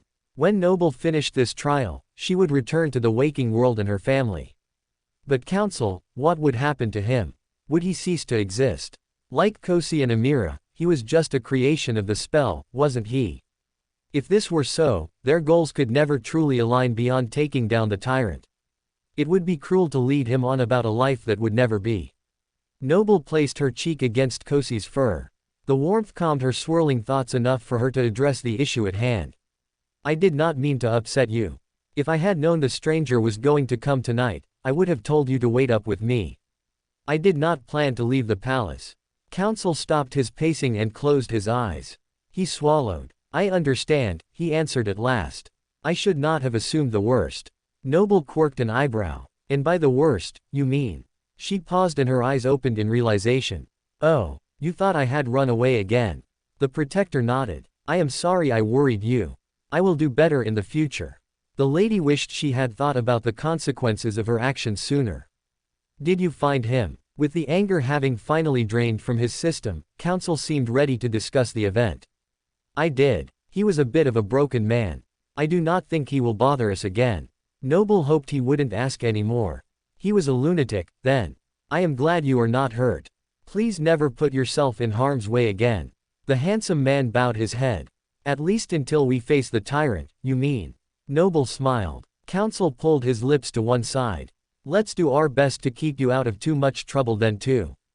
And speaking of staying out of trouble, the man pulled a book with a yellow cover from the table. He dangled it in the air. You may want to return this as soon as possible.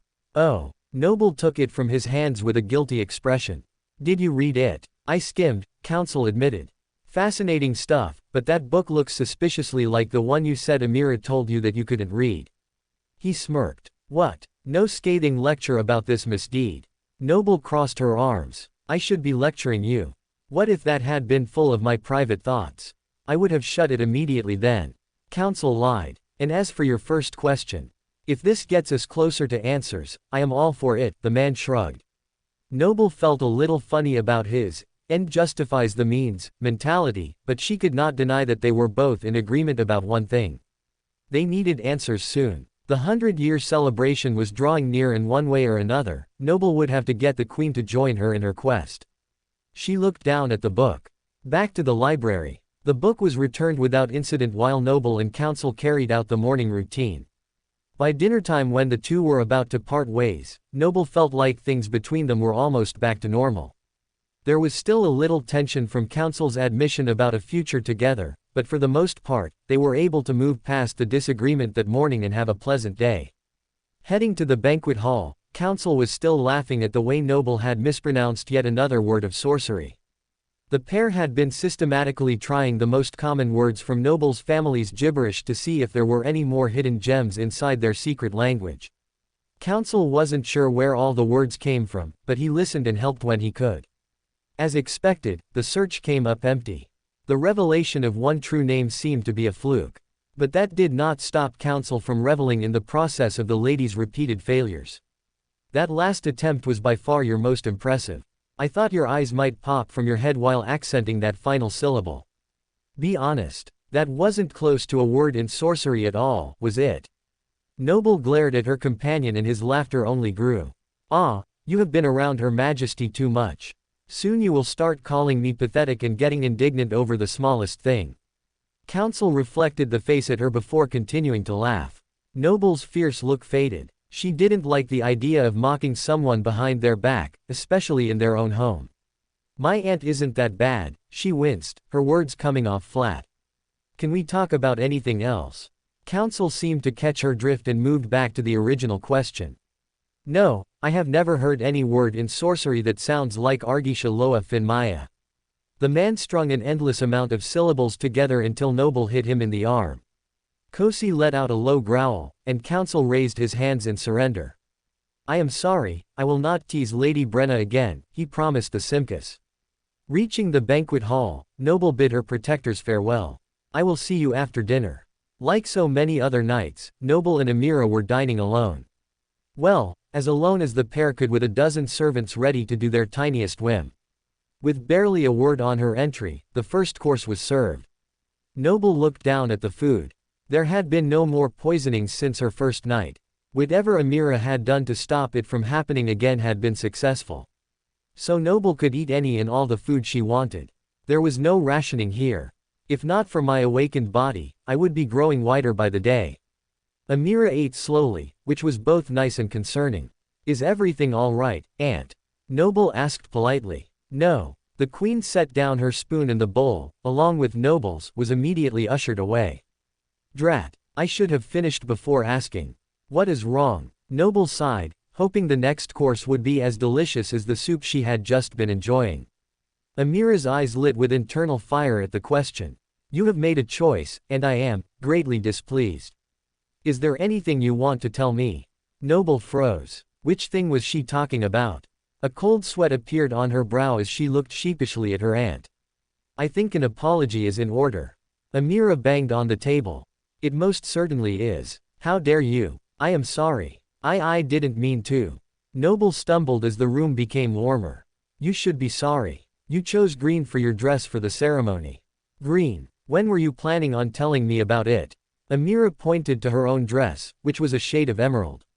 The younger woman blinked a couple of times. I did not realize that was wrong.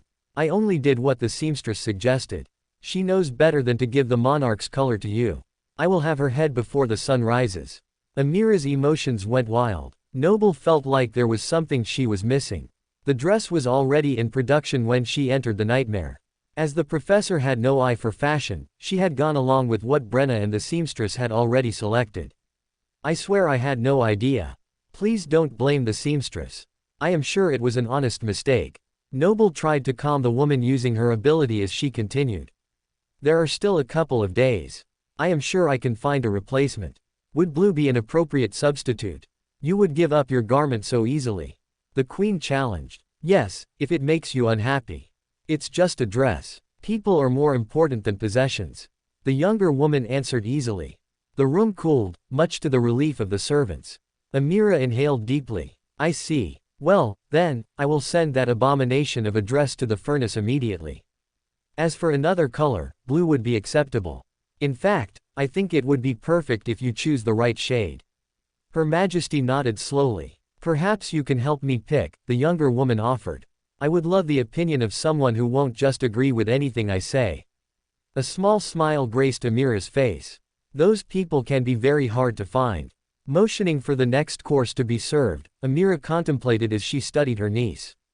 A dark blue would suit you best. You have your mother's eyes. She caught my brother's attention while wearing a dress like the waves of the ocean. Allura was perhaps not as beautiful as you.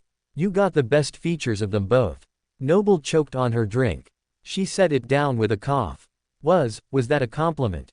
Amira chuckled softly. I do know how to give them. I just don't. I don't deny you are stunning to look at. That is just a statement of fact. But Noble could sense the underlying feeling. There was a small amount of affection in the word. So she does have a heart after all. Thank you for that fact. Noble hid her grin.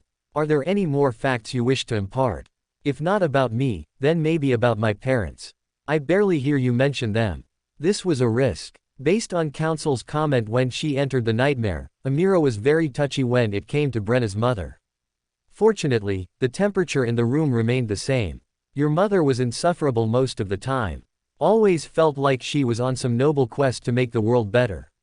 She dragged Bizes on so many crazy adventures. You can see how that ended. Amira furrowed her brow. If not for her crazy notion to go and slay the tyrant, they would both still be here. In spite of her anger towards Lady Allura, she at least seems to respect her somewhat, Noble noted with curiosity. And Bizes was far too trusting. He would have sold the kingdom for a song. He had too many ideals and not enough common sense. It was why father knew better than to choose him as the heir. Despite the insults, Amira's voice became almost tender. She cared about her sibling. It made Noble miss her children. Though Rain and the twins often squabbled, they would also do anything to protect one another. As the evening wore on, Amira shared memories of Brenna's parents. Most of them were about the couple's glaring faults, but a few were filled with genuine affection. Bizes and Allura were slain heroes. It was hard to fault them for wanting to make the world safer. I wish I could have known them better, I mean. Noble added the last words quickly. Lost in thought, Amira did not notice. Me too. Allura was the only woman who would tell me no. Just like you will tell me no when I am looking for a new dress tomorrow, I'm sure. Noble prodded gently. It is only fair, Amira nodded seriously. Her expression darkened as she stood. It is late. We should head to bed. With that, the queen's usual cold exterior replaced the softness in her eyes. But that didn't stop Noble from knowing one thing. There was kindness in the queen. Noble met with her two protectors with a huge smile on her face. Kosi wagged his tail, bending his back legs to pounce on the unsuspecting woman. "Down, boy," Council ordered. The massive Simkus sat and then stood again, unable to contain his energy. Noble scratched under his chin. "Aren't you adorable? You are in a good mood," Council quirked an eyebrow. "You were gone for so long, I was beginning to worry that." His voice trailed off as they began their walk through the alabaster halls. Noble shook her head. "No, nothing like that. It was a very good evening." "Oh." Council seemed more troubled than pleased by his companion's words. Noble continued to pat Kosi as they walked. "Yes. Her Majesty was telling me all about her memories of my parents." "You mean how they always fought and disagreed?" The man looked more confused than ever. "She did mention that, yes. But there were happy times too." Noble remembered a story that Amira had let slip about how she and Bizes had snuck sweets from the kitchen as children and then tried to bake new ones to cover their tracks. "If you say so," Council pursed his lips. Noble turned to him with a sad smile. "I know you two don't get along, but dinners with her have been, not terrible. Nice even. Not a word I have heard to describe Queen Amira before," Council mused. "Well, maybe we should not think so poorly of her. She is even going with me tomorrow to help me pick out my dress for the 100-year confirmation." "What?" The protector lost his stride. His question echoed through the halls. Noble immediately shushed him. "I had no idea you felt so strongly about fashion," she teased. "You have spent months carefully crafting that gown." Council looked livid. "Did the queen order you to change your dress?" I offered. Noble furrowed her brow. "It is just a dress after all. I do not see the big deal. It made my aunt happy." "I bet it did," Council mumbled. Without warning, he took Noble's hand and pulled her quickly up the final set of stairs to her room. He banged on the door until Pen opened it and then he rushed Noble inside. Once in the sitting room, the protector grabbed the floating awakened by the shoulders and stared deep into her eyes. Noble felt deeply unsettled. She shrugged her arms free but he persisted. "What are you doing?" she asked, looking toward Kosi. If the man tried anything, Noble hoped that the fluffy demon would come to her aid. If not, she was more than willing to fight him off herself. "Blow in my face," Council ignored the question. "What?" The woman was even more confused than before. "Maybe she put something in your food." "Blow in my face." Council's blonde hair fell in front of his wild eyes as he spoke with intensity. Noble blew at the man, careful to keep her face far from him in case this was some strange trick. But as soon as he got a whiff of her breath, he let her go. "No obvious potions," he grumbled. Council looked at Pen and Lenore. "Has anything changed in her bathing routine?" "That's a personal question," Noble objected loudly. She pushed at Council's chest and he finally let her go. Lenore looked between Noble and Council, unsure what to do. Pen answered the crazed man. "We have not changed out her soaps and no other servants have touched them. It must be a mind hex of some sort." Council began to pace. It was the second time he had done that in her quarters that day. It dawned on Noble what he believed. "You think I am speaking well of Her Majesty because she has placed some spell over me? That I am somehow under her control? It's the only thing that makes sense, my lady." Council glanced at the two female servants. "The queen has convinced Lady Brenna to willingly change her gown. Will it not be green?" Lenore clutched her hands to her chest. "I was thinking of going with blue. I do like the azure of the sky." Noble barked a laugh. "You think I am crazy because I won't be wearing a certain color. Green is the color of royalty. By wearing something else, you are sending the signal that you will not be her successor.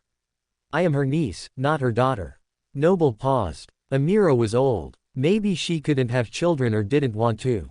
That would be my aunt's honor to bestow, not mine to take. "You see." Council looked at Pen, exasperated. "Something is wrong. I promise you I am in my right mind." Noble pursed her lips. "At least I think so. Would she know if she were under someone else's control?" Her opinion of the queen was still one of caution, but it was the affection for Bizes that Noble sensed that had changed her opinion. That was not something Amira would have known to fake. "Trust me. My aunt has some redeeming qualities. I know that if I can have a few more positive interactions with Her Majesty before our big meeting with her, then I can get her on our side to take down the Lord of the Mountain when he comes." Noble was assaulted with the man's outrage. Are you even hearing yourself? Stop and think for a moment. Who has forced you out of your home and kept you locked in the palace like a prisoner? Who has prevented you from entering the inner sanctum of the library? You and I both know that is where the answers are. Her Majesty is just playing along so that you will comply with her wishes until you confirm her at the ceremony. Counsel rubbed his forehead. His face was pale from trying to keep his voice from shouting. Noble thought about his words. Her Majesty wants to keep me by her side. I think in some convoluted way that she is trying to protect me.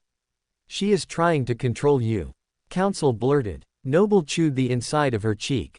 She looked at Pen and Lenore, who had been slowly slinking toward their own room. Do you agree with him? Noble asked. The women averted their gaze, giving Noble more of an answer than any words could have. I see. We want what is best for you, my lady. What is best for the kingdom? Counsel's voice softened. Noble straightened her back, her words filled with conviction. What is best for the kingdom is that Her Majesty fights alongside us, and together we take down a tyrant. She will pardon you when we succeed. You will see. You cannot be this blind. Her Majesty will never agree to. Counsel took a step toward Noble when Kosi let out a low growl. The demon stepped in front of the lady as his eyes bore into the blond man. Running his hands through his hair, Counsel blew out his cheeks. Kosi is right. We will get nowhere tonight. Relieved, Noble dipped her head as she nodded. Agreed. Good night, Counsel. I will speak to my aunt tomorrow. I am sure you will. Counsel bowed deeply. When the door shut, Noble let out an exasperated sigh. Tomorrow she would have one goal.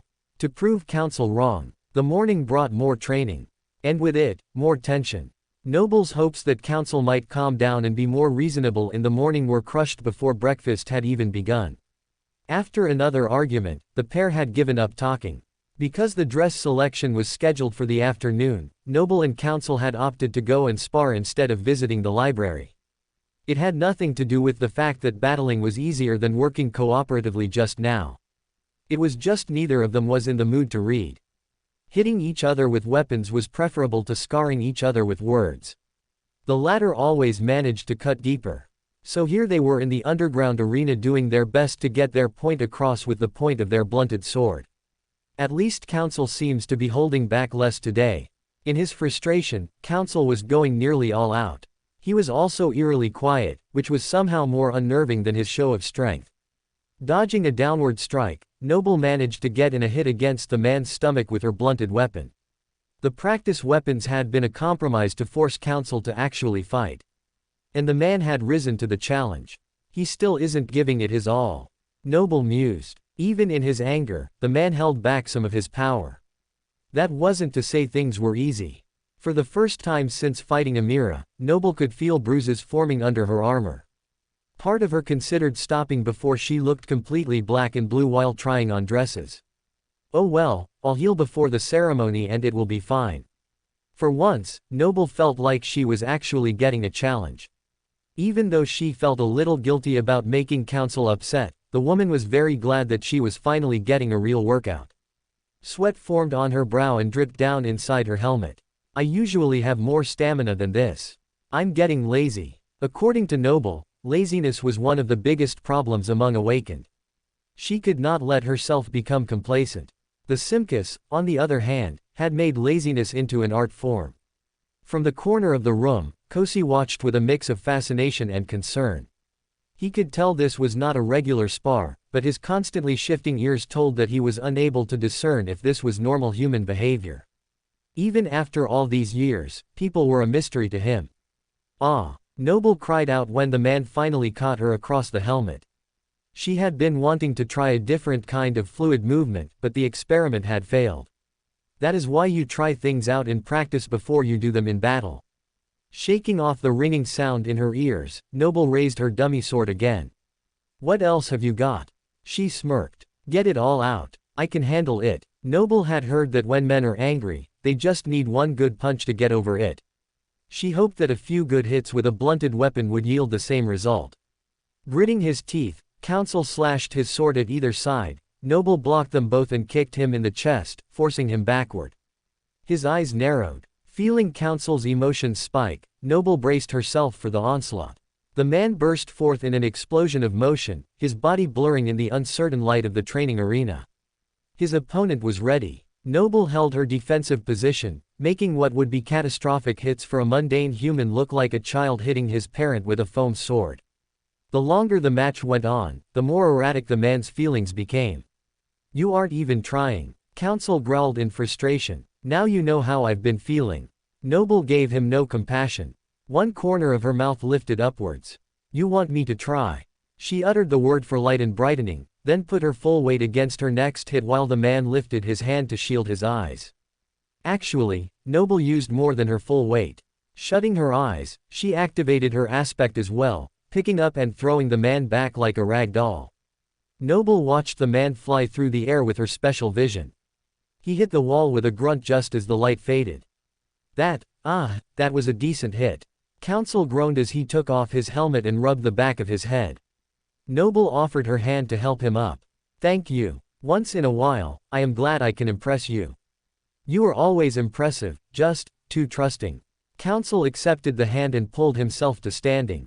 Behind him, a crack in the wall was left where his head had been. "I didn't realize it would be that bad." Noble looked at the wall with a wince. She had gotten so invested in the match that she had forgotten the damage she could do. "Don't feel bad. Whatever magic this room has will kick in and repair the damage just like always." Counsel rolled his shoulders, feeling for any broken bones. "I suppose." Noble pulled her eyes away from the crack and scanned the rest of the wall. Below the fire wreathing the room, rings used for target practice hung in intervals. All that was, except for the adjoining wall next to where the crack was made. There, two were missing, only the indent of the presence left behind. Out of idle curiosity, Noble ran her fingers along one of the indent's edges while she waited for the other wall to heal. The circles were perfectly shaped by a meticulous craftsman. It was made that much more impressive by the fact that likely no one would ever see just how much care was put into making the shape just right. "Well," I noticed. A soft sound signaled the wall was beginning its rhythmic humming of self-repair. The process reminded her a lot of the battlefields in the Dreamscape. They also could take damage and return to their original state. Was there the same sort of magic behind it, or was the similarity merely a coincidence? Noble would probably never know. When the wall returned to its pristine state, Noble brushed off her gauntlets with a sigh. "Shall we go for another round?" For a moment, it seemed like Counsel would reject her offer. His practice sword remained on the ground as he eyed her carefully. But then a mischievous gleam came to his eye. "Another round. As you wish." Counsel muttered the name of the wind and the air whipped into a torrent. Unable to get any purchase on the ground, Noble reached out in vain. Unlike last time, she could not grab onto the handles on the wall because they were missing. Seeing Noble in distress, Kosi fought against the hurricane and jumped to her aid. It was a mistake. The Simkus wrapped his body around the woman to help her, creating a flying kite of human and beast. The pair sailed across the arena and crashed into the far wall. But when they hit it, they did not cause a small fissure like Counsel had a moment before. Instead of cracking the wall, they went through it. "Kosi, are you hurt?" "Brenna." "Kosi, are either of you hurt?" The voices of both humans overlapped. "I'm fine," Noble answered, tapping lightly on Kosi to let her go. Grunting, the Simkus shook his golden mane free of the dust and debris. It filled the air, causing Noble to cough wildly before laughing. "I think that means you are all right." Her smile faded slightly as she looked around. "Did you know this was here?" she asked Counsel. Now that Counsel knew his companions were unharmed, he had also begun to study the strange cavern in which they now found themselves. The man hummed softly. "This specifically?" "No. But that book from the ancient king spoke of tunnels. I figured there had to be something somewhere." Noble had come to the same conclusion. The magic of the arena had not allowed her to use her special sight to check behind the walls, and even if she had, there were no living things that she could use for reference. The cavern was empty. That was not to say it was uninteresting. One of the natural walls had etchings that were difficult to examine in the dim light. Light that was quickly fading. The wall. Noble gasped. Behind them, the wall of the arena had begun to repair itself. Soon the trio would be entombed in this space. Acting quickly, Counsel widened the hole by chipping away at the freshly forming rock. With Kosi's help, they stalled the wall's healing properties. Noble spoke the name of light and the cavern filled with a soft brilliance. The place was large but did not have any foreseeable exit. If the wall fully closed and they were unable to open it again, they would be stuck. I could possibly get out with the help of my little ominous friend, but I would rather not have to. Fortunately, with Kosi and Council standing in the breach, Noble was safe. The curious professor floated slowly forward, making sure not to miss any traps that might be in such a strange place. The artwork looked like a lure, and she was the fish. When nothing was triggered, Noble relaxed and released the breath she was holding. She touched the wall gently. Why would anyone put drawings here? There were no runes to accompany the crude sketches, so she would have to make do with what was drawn. What is it? Council called as he continued his war of attrition with the wall.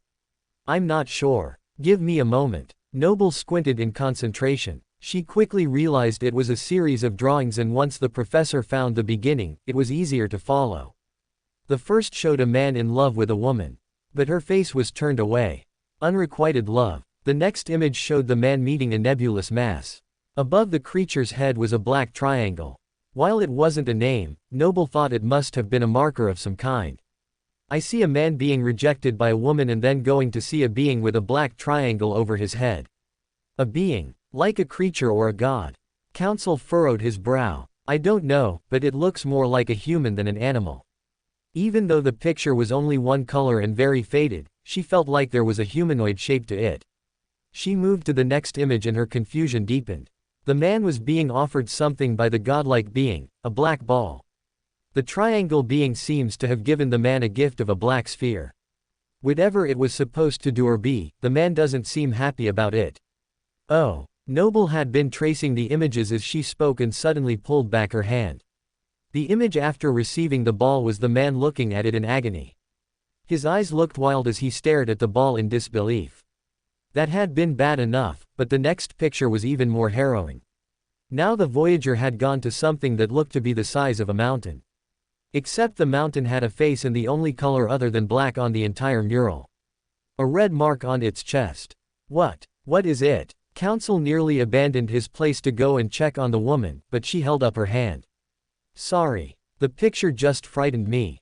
If I am following the story correctly, the man took the ball to the mountain with a heart or the heart of the mountain. Whatever it is terrifying. That would be the heart god. The god of souls hasn't been seen in our area in many lifetimes though. Council grunted as he hit back another block of stone.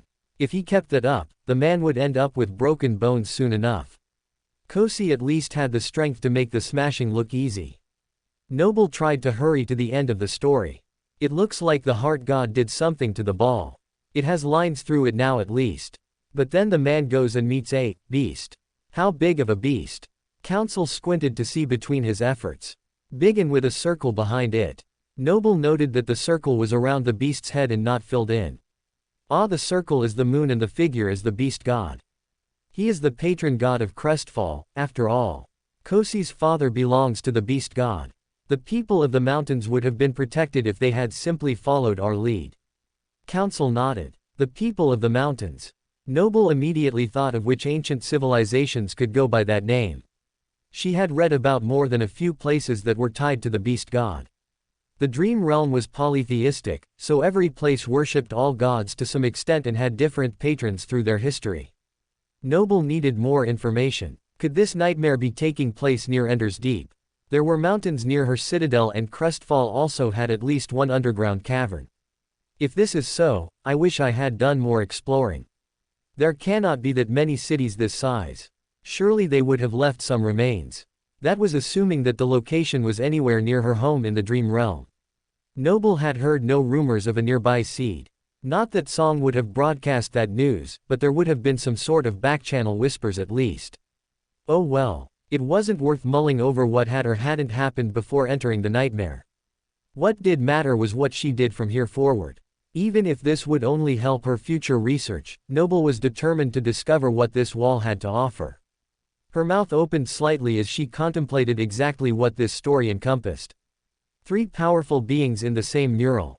What kind of man was this? Was he a hero of old? What happened with the beast god? Council urged. His voice was strained. The wall was becoming more committed to its cause to close. Kosi and council were starting to struggle against the indefatigable magic. I am not sure. The man passes the ball to the beast god, and in return, he gets a creature. No, the creature. Noble gasped. It looks like the tyrant. The image was severely distorted as if the teller dreaded revealing the truth, but the last image showed a flying monster bent on destruction.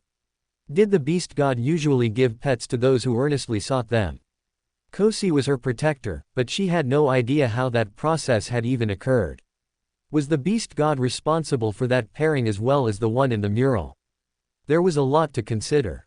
I wonder how. Brenna, council shouted. I cannot hold it anymore. We have to go. Noble turned to see the entrance closing, and fast. The enchantment of the wall at last overcame its two attackers. Its magic was deep and old, unwilling to allow anything to stop it from becoming whole again. Under the intense pressure, council and Kosi were forced back into the arena. Suddenly separated, Noble raced toward the quickly closing hole. But in her heart, she knew she wouldn't make it. The light, which was being pulled from the other room, was fading as fast as her opportunity for escape. Brenna. Council scrambled to stand. I'm coming. Noble abandoned any attempt to run and flew at full speed. It still wouldn't be enough. Gritting her teeth, Noble held out her hand and closed her fist as the rain of sparks materialized. The hole shut, leaving Noble in complete darkness, but still, she rushed forward. Her breath caught just as she hit the wall. The magic imbued in the rock fought against her, trying to push her back from where she came. Just when Noble thought she would suffocate within the stone, she tumbled out the other side with a gasp. Noble clutched the portcullis key to her chest, silently dismissing it before council could see. The man rushed to her side. How did you? I almost didn't. Noble took a deep breath to calm her erratic heartbeat. She had not even considered the magical interference. If Noble had remotely considered that she might get stuck in the wall, she wasn't sure that she would have tried it. Though it was very likely that the extra fear she had by being stuck was what finally helped her get through. Noble wasn't sure whether to thank or curse the little object for feeding off of her emotions. Are you hurt? Council moved his hand to remove her helmet. I'm fine. Noble leaned away from his touch. That's the second time I have had to say that. Oblivious to her thoughts, the man balled his fist and glared at the wall. I should never have let you go in there. I'm supposed to protect you. You could not have stopped my curiosity. I am far too stubborn for that, Noble chuckled. I know that firsthand, my lady. Council somehow managed not to grin. He helped her stand. Kosi whimpered. I'm not hurt. I promise. Noble held out her palm to the furry demon. His rough tongue shot out and ran the length of her arm before covering her helmet in slobber as well. I like you too, Kosi. And I'm very glad your saliva isn't toxic. The lady shook out her armor. Turning back to the stone wall, Noble frowned. What do you think that drawing means? There was no other entrance that Noble could see, yet the picture seemed important. Had the arena been built to hide whatever truth the mural held? If so, why not just destroy the etching? The grooves were deep, but it wouldn't have been hard to deface the images beyond recognition. Maybe the arena was built without knowing the chamber was there, or the person who made this magical room just didn't care. There were many possibilities, and Noble knew she would probably never get the answer. Council hummed softly as he considered her question. The man sounds like a hero of old, but not any I have heard of. Are you sure the last image was of the Lord of the Mountain? Noble chewed her lip, trying to recall the picture in her mind without altering it. The similarities were remarkable. If it was not the tyrant who torments the kingdom, then it looked like his kin. Was the man given the creature by the beast god or forced to fight it? Council stroked his chin. I am not sure. The pictures were close enough together that they could have been the same image or two separate ones. It was possible that the tyrant had nothing to do with the beast god at all, but Noble doubted it. Perhaps the hero fought the Lord of the Mountain and set up the protective barrier for our kingdom. Council suggested. But then why would the story not be common knowledge? The professor felt that a story like that would be part of every child's bedtime story, not hidden and forgotten. Her Majesty probably knows the reason in the story. Down here, Council did not hide his disdain. His words were innocent, but Noble could feel his bubbling resentment. He isn't wrong. Amira has a lot of secrets. Noble nodded slowly. I will see if I can ask her about it, and about your pardon. She added. Who knows, we might get lucky on both counts. I would be lying if I said I shared your optimism. Counsel gave a ghost of a smile. Then let me be optimistic for the both of us. We will find out soon enough. Sighing, Noble pulled her eyes away from the wall and the mystery hiding behind it. It's time to go. Reluctantly, the trio returned to ground level and hurried along to the front foyer. Pausing briefly, Noble looked up at the stained glass. The colors of the glass reminded her of her home in the dream realm, and now she knew why. The glass could have come from the same source as the light catcher in my room. I doubt there are many artisans with that kind of talent. Where did the glass come from? Noble asked her human protector. I can find out. Do you want something made for you? I might. It was more curiosity. She shrugged. It would be nice to have a better lay of the land, but the few maps Noble had seen were unhelpful at best. Wouldn't change anything anyway, she reasoned. Grabbing a quick bite to eat, Noble returned to her room where Lenore changed her into a simple frock. The form-fitting garment would allow the seamstress to easily take her measurements. I only hope she doesn't try to sew me in like a stuffed synthetic sausage. Clothing should fit the person in Noble's opinion, not the other way around. But she supposed she could wear almost any dress for a ceremony. I really hope we can do this fast. I am not looking forward to being a human pincushion. Shall I attend you? Pen asked as she opened the door for her mistress. Oh, Noble flushed. Of course, she should bring an attendant. Every other time the seamstress had come to her room, so the formality had been unnecessary. Lenore is coming with me, Noble answered to cover her mistake. Yes, my lady. The younger servant curtsied and followed her out of the door. Dismissing her protectors for the afternoon, Noble and her maid continued on alone. As they traveled, Noble tried to play out how the interaction with the queen would go. The best and least likely case would be that Amira would be kind and understanding. The odds were better that Amira would be uncomfortable with how much she had opened up the night before and be cold and aloof to counter the warmth and affection. Noble planned for both situations, playing various conversations over in her mind. But all of the theorizing was for naught. When Lenore opened the door for her mistress, Noble's eyes went wide. I wasn't prepared for this. Due to the volume of fabric draped across the floor, Noble wasn't able to enter the room at all. And not just the floor. The furniture, walls, and even a pedestal were completely obscured by silk, satin, and other weaves of every shade and hue. What in two worlds? In the center of the chaos, a thin dress form was standing on the pedestal with a frantic gray-headed woman draping color after color over the mannequin. No, too bright, too yellow, too shiny. On and on. Amira dismissed each swatch of fabric before the poor old lady could even finish placing it.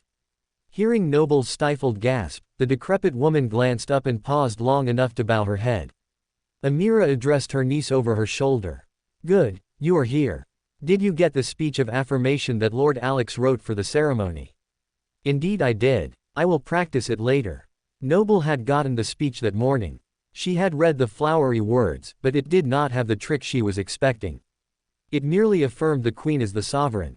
Either Alex had decided to do exactly as the queen required, or Amira had edited it before sending it her way. Noble had not committed the speech to memory. She still had a couple of days to work on it, so she did not feel any rush. Anyway, this matter was more pressing. Satisfied with the answer, the queen beckoned her forward with her hand. Don't just stand there, child. Come on over. Perhaps you will make a better model than the dummy. Thank you, I think. Noble scrunched her nose. She and Lenore picked their way through the mountain of cloth to the pedestal. Up here, my lady, the old lady pushed the mannequin aside. This is Celine. She is taking over your dressmaking. Amira nodded at the elderly woman. Where is Agatha? Noble wondered as she climbed the steps. Agatha had done all of the measurements and sewing for her garment up until this point. That seamstress caused this crisis. Amira's expression darkened. I took care of her. Noble's heart skipped a beat. When you say took care of, do you mean? Her words caught in her throat. Lenore and Celine averted their eyes at the implication. Clicking her tongue, the queen waved off the concern. Calm down, niece. She is just in prison, for now. The last two words hung in the air just like Agatha's future. I am sure the seamstress was just doing as she was told and had no ill intent, Noble tried. That remains to be seen. She knew that she would need royal approval and never sought it. Unless she is willing to admit that she was forced. Did you force her to make the dress that color? Amira narrowed her gaze. Me? No. Noble couldn't speak for Brenna, but she most certainly had nothing to do with it. The queen accepted the answer at face value. Then there is little you can do for her. You already have one counsel. Amira rolled her eyes toward the ceiling. Pressing her lips together, Noble was forced to let the situation go. This is a nightmare. The woman isn't real. But that didn't help her conscience. I will do what I can to help Agatha later, but for now, I have things to do. I understand. The floating awakened dipped a small curtsy at her aunt. She looked around at the rainbow of colors. It seems you have been working hard in my absence. Am I late? No, my lady, Celine answered barely above a whisper. Her Majesty just wanted to reject all of the bad fabric so you would only have to look at the good ones. It will expedite the process, Amira agreed, her mood shifting once again. Thank you, Your Majesty. Noble really was grateful. Going dress shopping for the Valor Ball had been an ordeal, and those dressed were pre-made. If it hadn't been for Rainy, I would have felt lost. All Noble cared about was making Amira happy for her ceremony and celebration. With that goal in mind, Her Majesty had helped a great deal. The Queen clapped her hands. Bring out my selections. Noble tensed as the room seemed to come alive. Buried under the mounds of fabric, a half-dozen servants appeared to comply with Amira's request. Even though Noble had been able to sense their emotions, their appearance still startled her. Lenore looked like she might faint. It's a good thing neither of us stepped on them when we came in. Lenore might have died of fright. A space toward the middle of the room was cleared and around 30 options were laid out for Noble to peruse. After seeing how easily Amira had been rejecting choices, Noble was shocked that so many had been deemed worthy. Most of them were shades of blue, but a few were other hues. Noble ran her fingers along them, weeding out a few that she thought would be uncomfortable on her skin. She also rejected one that was super sheer. The rest were, overall, acceptable. I don't want to have to pick. This is a fictitious dress in a fake world. Which one do you prefer? Noble looked to the Queen for guidance. Though her face didn't show it, the request pleased Amira. The turquoise one. Her niece nodded seriously. That is perfect, she told the seamstress as she pointed to the turquoise fabric. What style should it be? The question was directed at the Queen. A woman can never go wrong with a well-structured dress. Amira gave her answer before frowning. You heard Her Majesty, Noble told the seamstress. All I ask is that I be able to breathe. I can do that. Celine chirped, her old hands clasping the fabric as she dipped her head. Thank you. Amira's frown deepened. You know, niece, I would like how agreeable you were being if it were not so suspicious. I feel like a child about to be scolded once again by a parent. Noble noticed this was something the monarch and council had in common. I would lie and say that I just think your decisions are the best ones, but that would only increase your distrust. Really, I just want this to be over and I am willing to do whatever you like within reason. Noble spoke the words plainly and without malice. Her gamble paid off. Amira allowed a ghost of a smile. Your honesty is refreshing. Very well, I will just give my opinion and make it so. I appreciate it. It will save us both a lot of time and energy. Noble smiled. Are you so eager to escape my presence? The Queen raised her eyebrows. No, after we spoke last night, I found that you can be rather nice to talk to. Noble complimented. But Amira rejected her answer. The room warmed slightly. Oh, then tell me the reason for your haste. Instead of being offended, Noble giggled. I thought it was obvious. I do not want to stand up here like a statue while being pinned and measured. It's uncomfortable in more ways than one. The fire in Amira's eyes faded, replaced with a small smile on her lips. It is the curse of a wealthy woman to be a dress-up doll. Then I suppose I will try to make the best of it. Noble held out her arms as Celine began her measurements. She instructed Lenore on what to do and both women went to work. Amira watched her niece for a long while in silence. You really are taking this well. You didn't even bring counsel to argue against the need for a new dress. Noble nodded seriously. I'm sure he would have been willing to engage you in a lively discussion, probably one that would have ended up with him being burned to a crisp. Then you should have brought him. Amira's face was solemn but her eyes reflected her mirth. Maybe next time. Noble swallowed and braced herself. Here we go. But since you brought counsel up, there is something I wanted to discuss with you. Amira pursed her lips. I have no desire to discuss that traitor. Could we find another name to call him? Noble tried to remain calm. What would you like to call him? Scoundrel. Murderer. Amira asked evenly. I kind of walked into that. Noble mentally hit her forehead. Let's not get hung up on names just now. What would you like me to get hung up on, as you said? How he should have died instead of my brother. Or at least have died alongside him. He knows what happened there, and yet he has the gall to show his face here in my kingdom. In my court. The queen's question ignited her beautiful eyes, but she managed to keep her temper in check while her necklace shimmered in the sunlight from the window. Noble sighed. She knew the pain of losing a loved one. The desire to place blame was strong. Surviving where others have died is not a sin. Noble had been given this same advice when she felt guilty about one of her students perishing. Your counsel committed the worst kind of sin. That man should have given his last breath to protect business. And what did he do instead? He's a traitor of the highest order. Death is not punishment enough. Amira's heart was hard. Is there anything counsel can do to redeem himself? Any way you will pardon him for existing? Noble flinched as Lenore poked her with a pin. The girl's face was pale. She was clearly worried about how this conversation would go. Nothing that comes to mind. Amira clicked her tongue. No, Celine. That will make her look shorter than she is.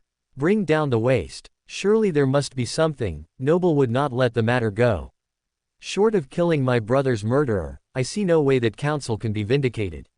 So if he kills the tyrant, counsel will be pardoned. Amira paused, considering her words. Very well. If counsel kills the monster that murdered Bizes, I will pardon him. That's wonderful. Thank you, Your Majesty.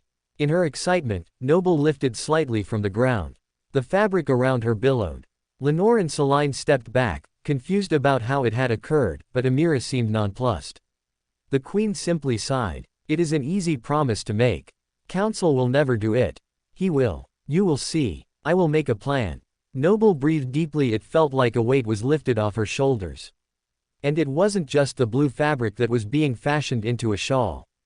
I cannot wait to tell counsel. Noble's excitement bubbled over. It infected her servant and the seamstress, putting both ladies at ease. There was one more thing I wanted to talk to you about. Noble chewed the inside of her cheek. You are bold today, niece. Amira shook her head. Feeling herself treading a fine line, Noble forced a smile. I just wanted to know if you had heard of any ancient heroes who might have come in contact with a god, or two. Amira tapped her chin in silence. You will have to be more specific. Oh, I was thinking of a story about someone who spoke to the heart and beast gods. I see. The gods and humans occasionally interacted throughout history. Does this particular story have to do with your research? I think it has to do with the tyrant, yes. Noble opened her mouth to admit that she had found a mural when the queen stood up and brushed off her dress. I am afraid I cannot help you. And I realized I am late for an appointment. I think Celine can take it from here. Amira straightened her back as the two servants bowed. Then she swept out of the room in all her regal splendor. Well, that was weird. Her Majesty definitely knows something. I'll just have to keep digging. But Noble couldn't just that second. She still had to finish her dress fitting. You got the queen to agree to pardon me if I kill the Lord of the Mountain? Counsel asked skeptically after Noble finally escaped the room of fabric. The lady had found counsel in his quarters poring over maps of the kingdom. Lenore heard her. Noble defended her claim. Tell him. Counsel looked at the servant with an open question on her face. Lenore shied away under his gaze. Her Majesty said she would only forgive you if you killed the monster responsible for her brother's death, the simple servant answered sheepishly. Counsel looked down at his maps again. Even if I met her request she would not follow through. Noble frowned. If you don't believe my aunt, then believe me. If it is within my power, you will give the killing blow to the tyrant. Counsel tapped the map on the table in silence. While that is nice, what if there was another way? Another way to beat the Lord of the Mountain and not need Her Majesty's pardon. Noble had been so singularly focused on her goal that she had not even considered that there might be more than one way to do it. I am listening. She would be foolish not to at least listen to the opportunity provided. Counsel looked at Lenore. I think Lady Brenna is feeling a little thirsty. Lenore nodded quickly, happy to be out of hearing of whatever was going to take place. She had had more than enough excitement for the day. Excuse me, I will fetch some water. Noble felt a little uneasy being in the man's quarters alone. It is why she had kept Lenore with her in the first place. But Kosi was in the corner of the room lying on Council's bed. Her curiosity was too great anyway to think about leaving. Everything will be fine. When the door shut, Noble felt the man's emotion spike. He moved toward her and leaned in close. Noble resisted the urge to recoil as she listened to Council's whispered words. I've been speaking to some people outside the palace. None of them like what the queen has done to you. Done to me. Noble tilted her head. How would they know about her making me change dresses? No, not that, well, not exactly that. They don't like how Her Majesty has shut you up in here away from the public eye. You have an army of subjects ready to rally to your cause. Council corrected himself as he often did. He still was not over her rejection of his affection, but he was doing his best not to make things uncomfortable. What cause do you mean? My cause to kill the Lord of the Mountain. Noble's face pinched. How could anyone outside the palace know of this goal? That is part of it. You love this kingdom and these people. Far more than your aunt. You are the darling of the people and Queen Amira knows it. Her Majesty is jealous. That is why she will not name you as her heir. Council let the words sink in. Me, the kingdom's darling. Noble had only ever been popular as Queen Bee. It seemed Lady Brenna had gathered a following of her own. You can try to go through all the trouble of getting Her Majesty to agree, but the kingdom can be yours if you want to take it. Then you can do whatever you please. As queen, you can take down the tyrant and lead our people to a life of prosperity. Council opened his hands. Me, queen. Noble paled. Are you proposing a coup? I am. Did I just hear him right? Noble felt her head spin. She knew that Amira and Council were at odds, but this. Pain shot up Noble's legs. Her emotional shock had led to a physical shock. She reflexively picked up her feet from the ground to resume her normal float.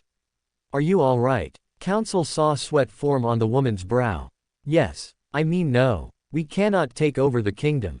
Noble squealed. Panicking, Council covered her mouth and looked to the door. When nothing happened, he lowered his palm and bowed. Forgive me, but I could not risk having someone over here. Though I admit I should have found a better way to explain my thoughts. Noble lowered her voice to a whisper. I don't think there is a good way to let someone know that you want to form a rebellion in their name.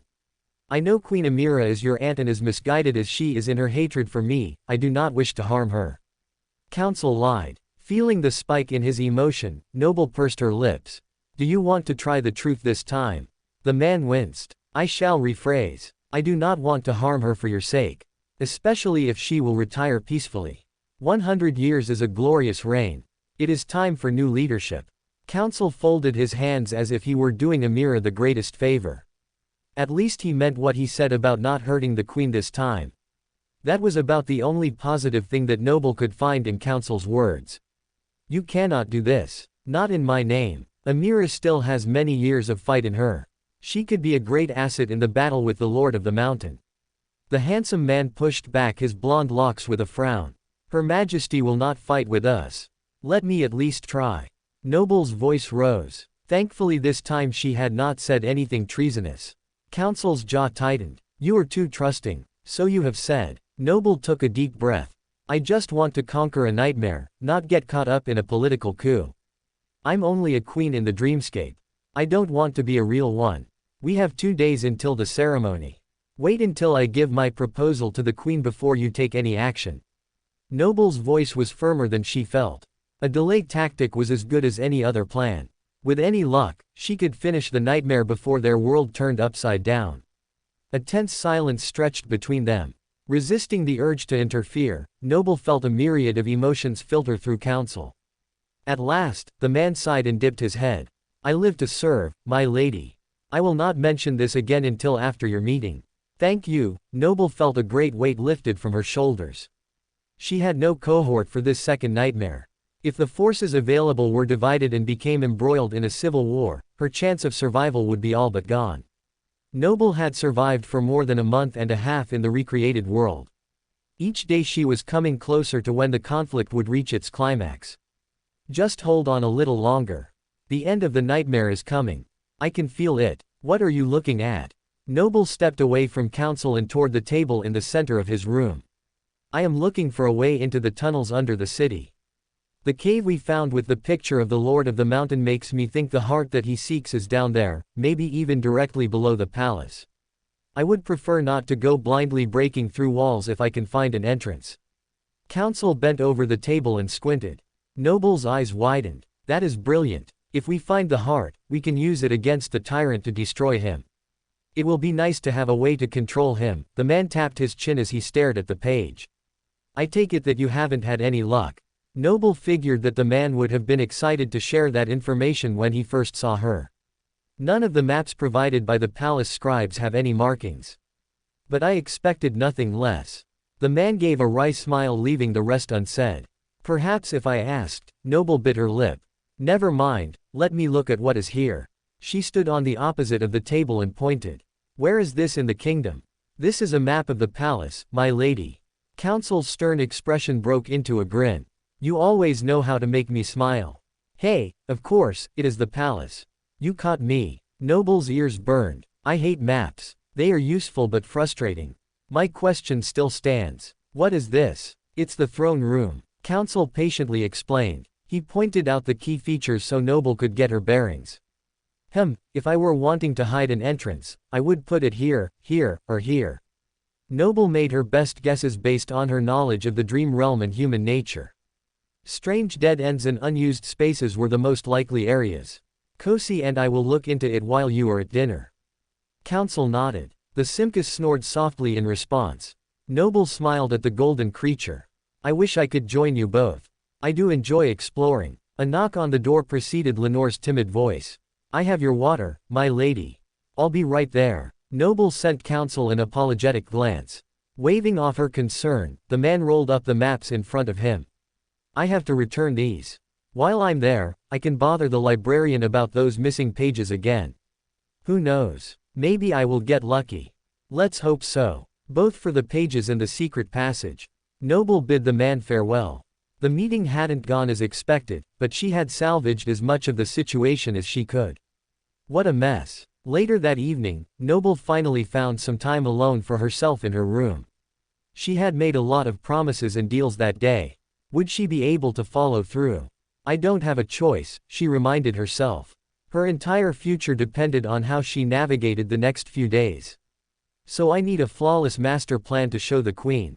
Noble had been thinking about it long and hard. Additionally, she had been practicing the skills that she had developed since arriving. It was time to use all of that skill and knowledge to use.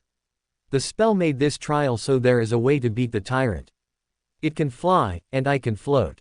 That has its advantages, and difficulties. An idea sparked in Noble's mind.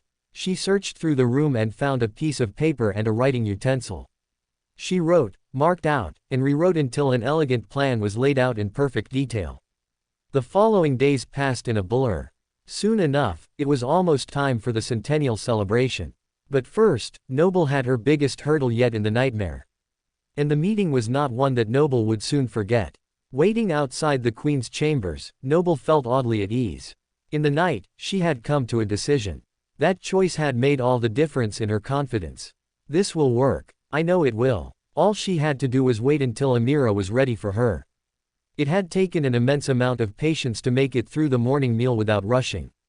After a last run through, she had sat outside the throne room waiting for her audience. Hours had passed. Hovering over the plush bench, every moment felt like an eternity. Noble tapped her fingers on her thigh. What is taking so long? Unlike Noble, Counsel was pacing. His brow was furrowed, looking like a storm cloud might form over his head any moment. Her Majesty is doing this on purpose. Yet another move by the queen to exert her power, Counsel answered the woman's unasked question. Pursing her lips, Noble shook her head. You don't know that for certain, she countered. People like to talk poorly about those in power, assuming things that were not true. She had witnessed it often, both about people she loved and those she did not care for. Counsel took a deep breath. You are right. I don't know it, but it is a safe assumption. The pair agreed to silently disagree. Kosi sat quietly beside them, watching with wide eyes. His mane puffed in and out with his purring breaths. The door opened suddenly, startling the trio. Or at least Noble acted surprised. She had sensed the servant coming. Her Majesty will see you now, Lady Brenna. Dipping her head in recognition, Noble entered the throne room with her 2 protectors. The palace's throne room was not as grand as the Great Hall and was mostly used for smaller meetings and orders of business. An emerald throne sat atop a dais with a stunning woman in a green dress looking more perfect than any mortal should. And she is over 100 years old. Noble pushed down a small pang of jealousy. For all her beauty, Noble would never want to be the lonely queen. Amira was conversing with her seneschal. No, Lord Gavin may not add a dozen guests to his list at the last moment. He is fortunate I have invited him at all. Yes, Your Majesty, the old gentleman noted all of the Queen's words down on a scroll. Will there be anything else? Yes, double-check the seating chart. I noticed that Alex was somehow moved to the back row. See to it that the error is fixed. He has an important role today. Yes, Your Majesty, the seneschal marked the order before bowing his way out of the room. Amira silently traced his exit. Flicking her gaze toward the trio, the Queen arched her brow. I only said I would see Brenna. Did my message get lost on the way? Noble curtsied low. I thought it would be easier if you and Council both heard my plan together. It is my job to protect your niece, Council reminded his sovereign. Then watch the door while we converse and leave the Simcas here. You are dismissed. Amira sat up straight on her emerald throne, almost begging him to defy her. But Council simply bowed. Yes, Your Majesty. I understand. Noble was both surprised and relieved that the man had given in so easily. He must really want to give me the best possible chance. There was no time to muse over the curious interaction. Amira was staring at her with grim expectation. Now that your influencer is gone, I will listen to your proposal. Unless you have lost your nerve. Kosi growled softly, ready to spring forward and defend Noble. The younger woman waved him off. I am ready whenever you are, Your Majesty. Noble remained unflustered. Well then, hurry up. We both have somewhere to be. The maids are anxious to get me in my dress for the ceremony. Amira bushed back her hair toward her crown. Noble thought about complimenting the queen on how beautiful she looked already, but a comment like that, however true, might have been taken the wrong way. I will not waste your time and get right to it. Noble cleared her throat. This kingdom has been plagued by the Lord of the Mountain for longer than anyone can remember. Only the most ancient kings did not live under his threat. Since then, we have been battling the creature and his minions to a stalemate. But that cannot go on forever. My father knew it was only a matter of time before the tyrant would breach the barrier. That is why he set off with my mother to stop the fearsome lord before he could succeed. Noble had learned this information directly from Council, but it also made sense. Everything that she learned about Brenna's parents spoke of their selflessness and desire to serve the kingdom well. I am aware of their goal as well as their failure. Amira's stern expression faltered slightly. I think that is because they did not have the right resources. Resources you can, in part, supply. But I also think they had the wrong tactic, and that is what got them killed. Amira's eyebrows rose. The first statement sounded like Noble was blaming the queen for her brother's death. But the second statement subverted that belief. Explain. Her Majesty leaned back in her seat. My parents took a small cohort through the mountains. They suffered setbacks and loss by disease before they ever reached the tyrant. They went to meet the monster in his kingdom and had to play by his rules. They had lost before they began. And you have a different way. Amira rested her chin on her palm. Her silky sleeve slid down, revealing one of the 2 delicate gold bands that always adorned her wrists. You know I have another method. I say we save our time and energy by letting the tyrant come to us. We will have the full brunt of the army and all of the awakened gathered to meet the Lord when he comes to your kingdom. He will lose on your hunting ground. Noble smiled, noticing the subtle change in the queen's features. Amira contemplated quietly for a moment. She allowed a small nod. More people does mean more power. That is certainly something that my brother lacked. But power alone is not enough. Amira clicked her tongue. The Lord of the Mountain has more power than all of us combined. Agreed, which is why the battlefield and our cunning will have to make up for the gap. Noble nodded. We have fought the tyrant on numerous occasions in every way we can think of. We have never been able to scare him off.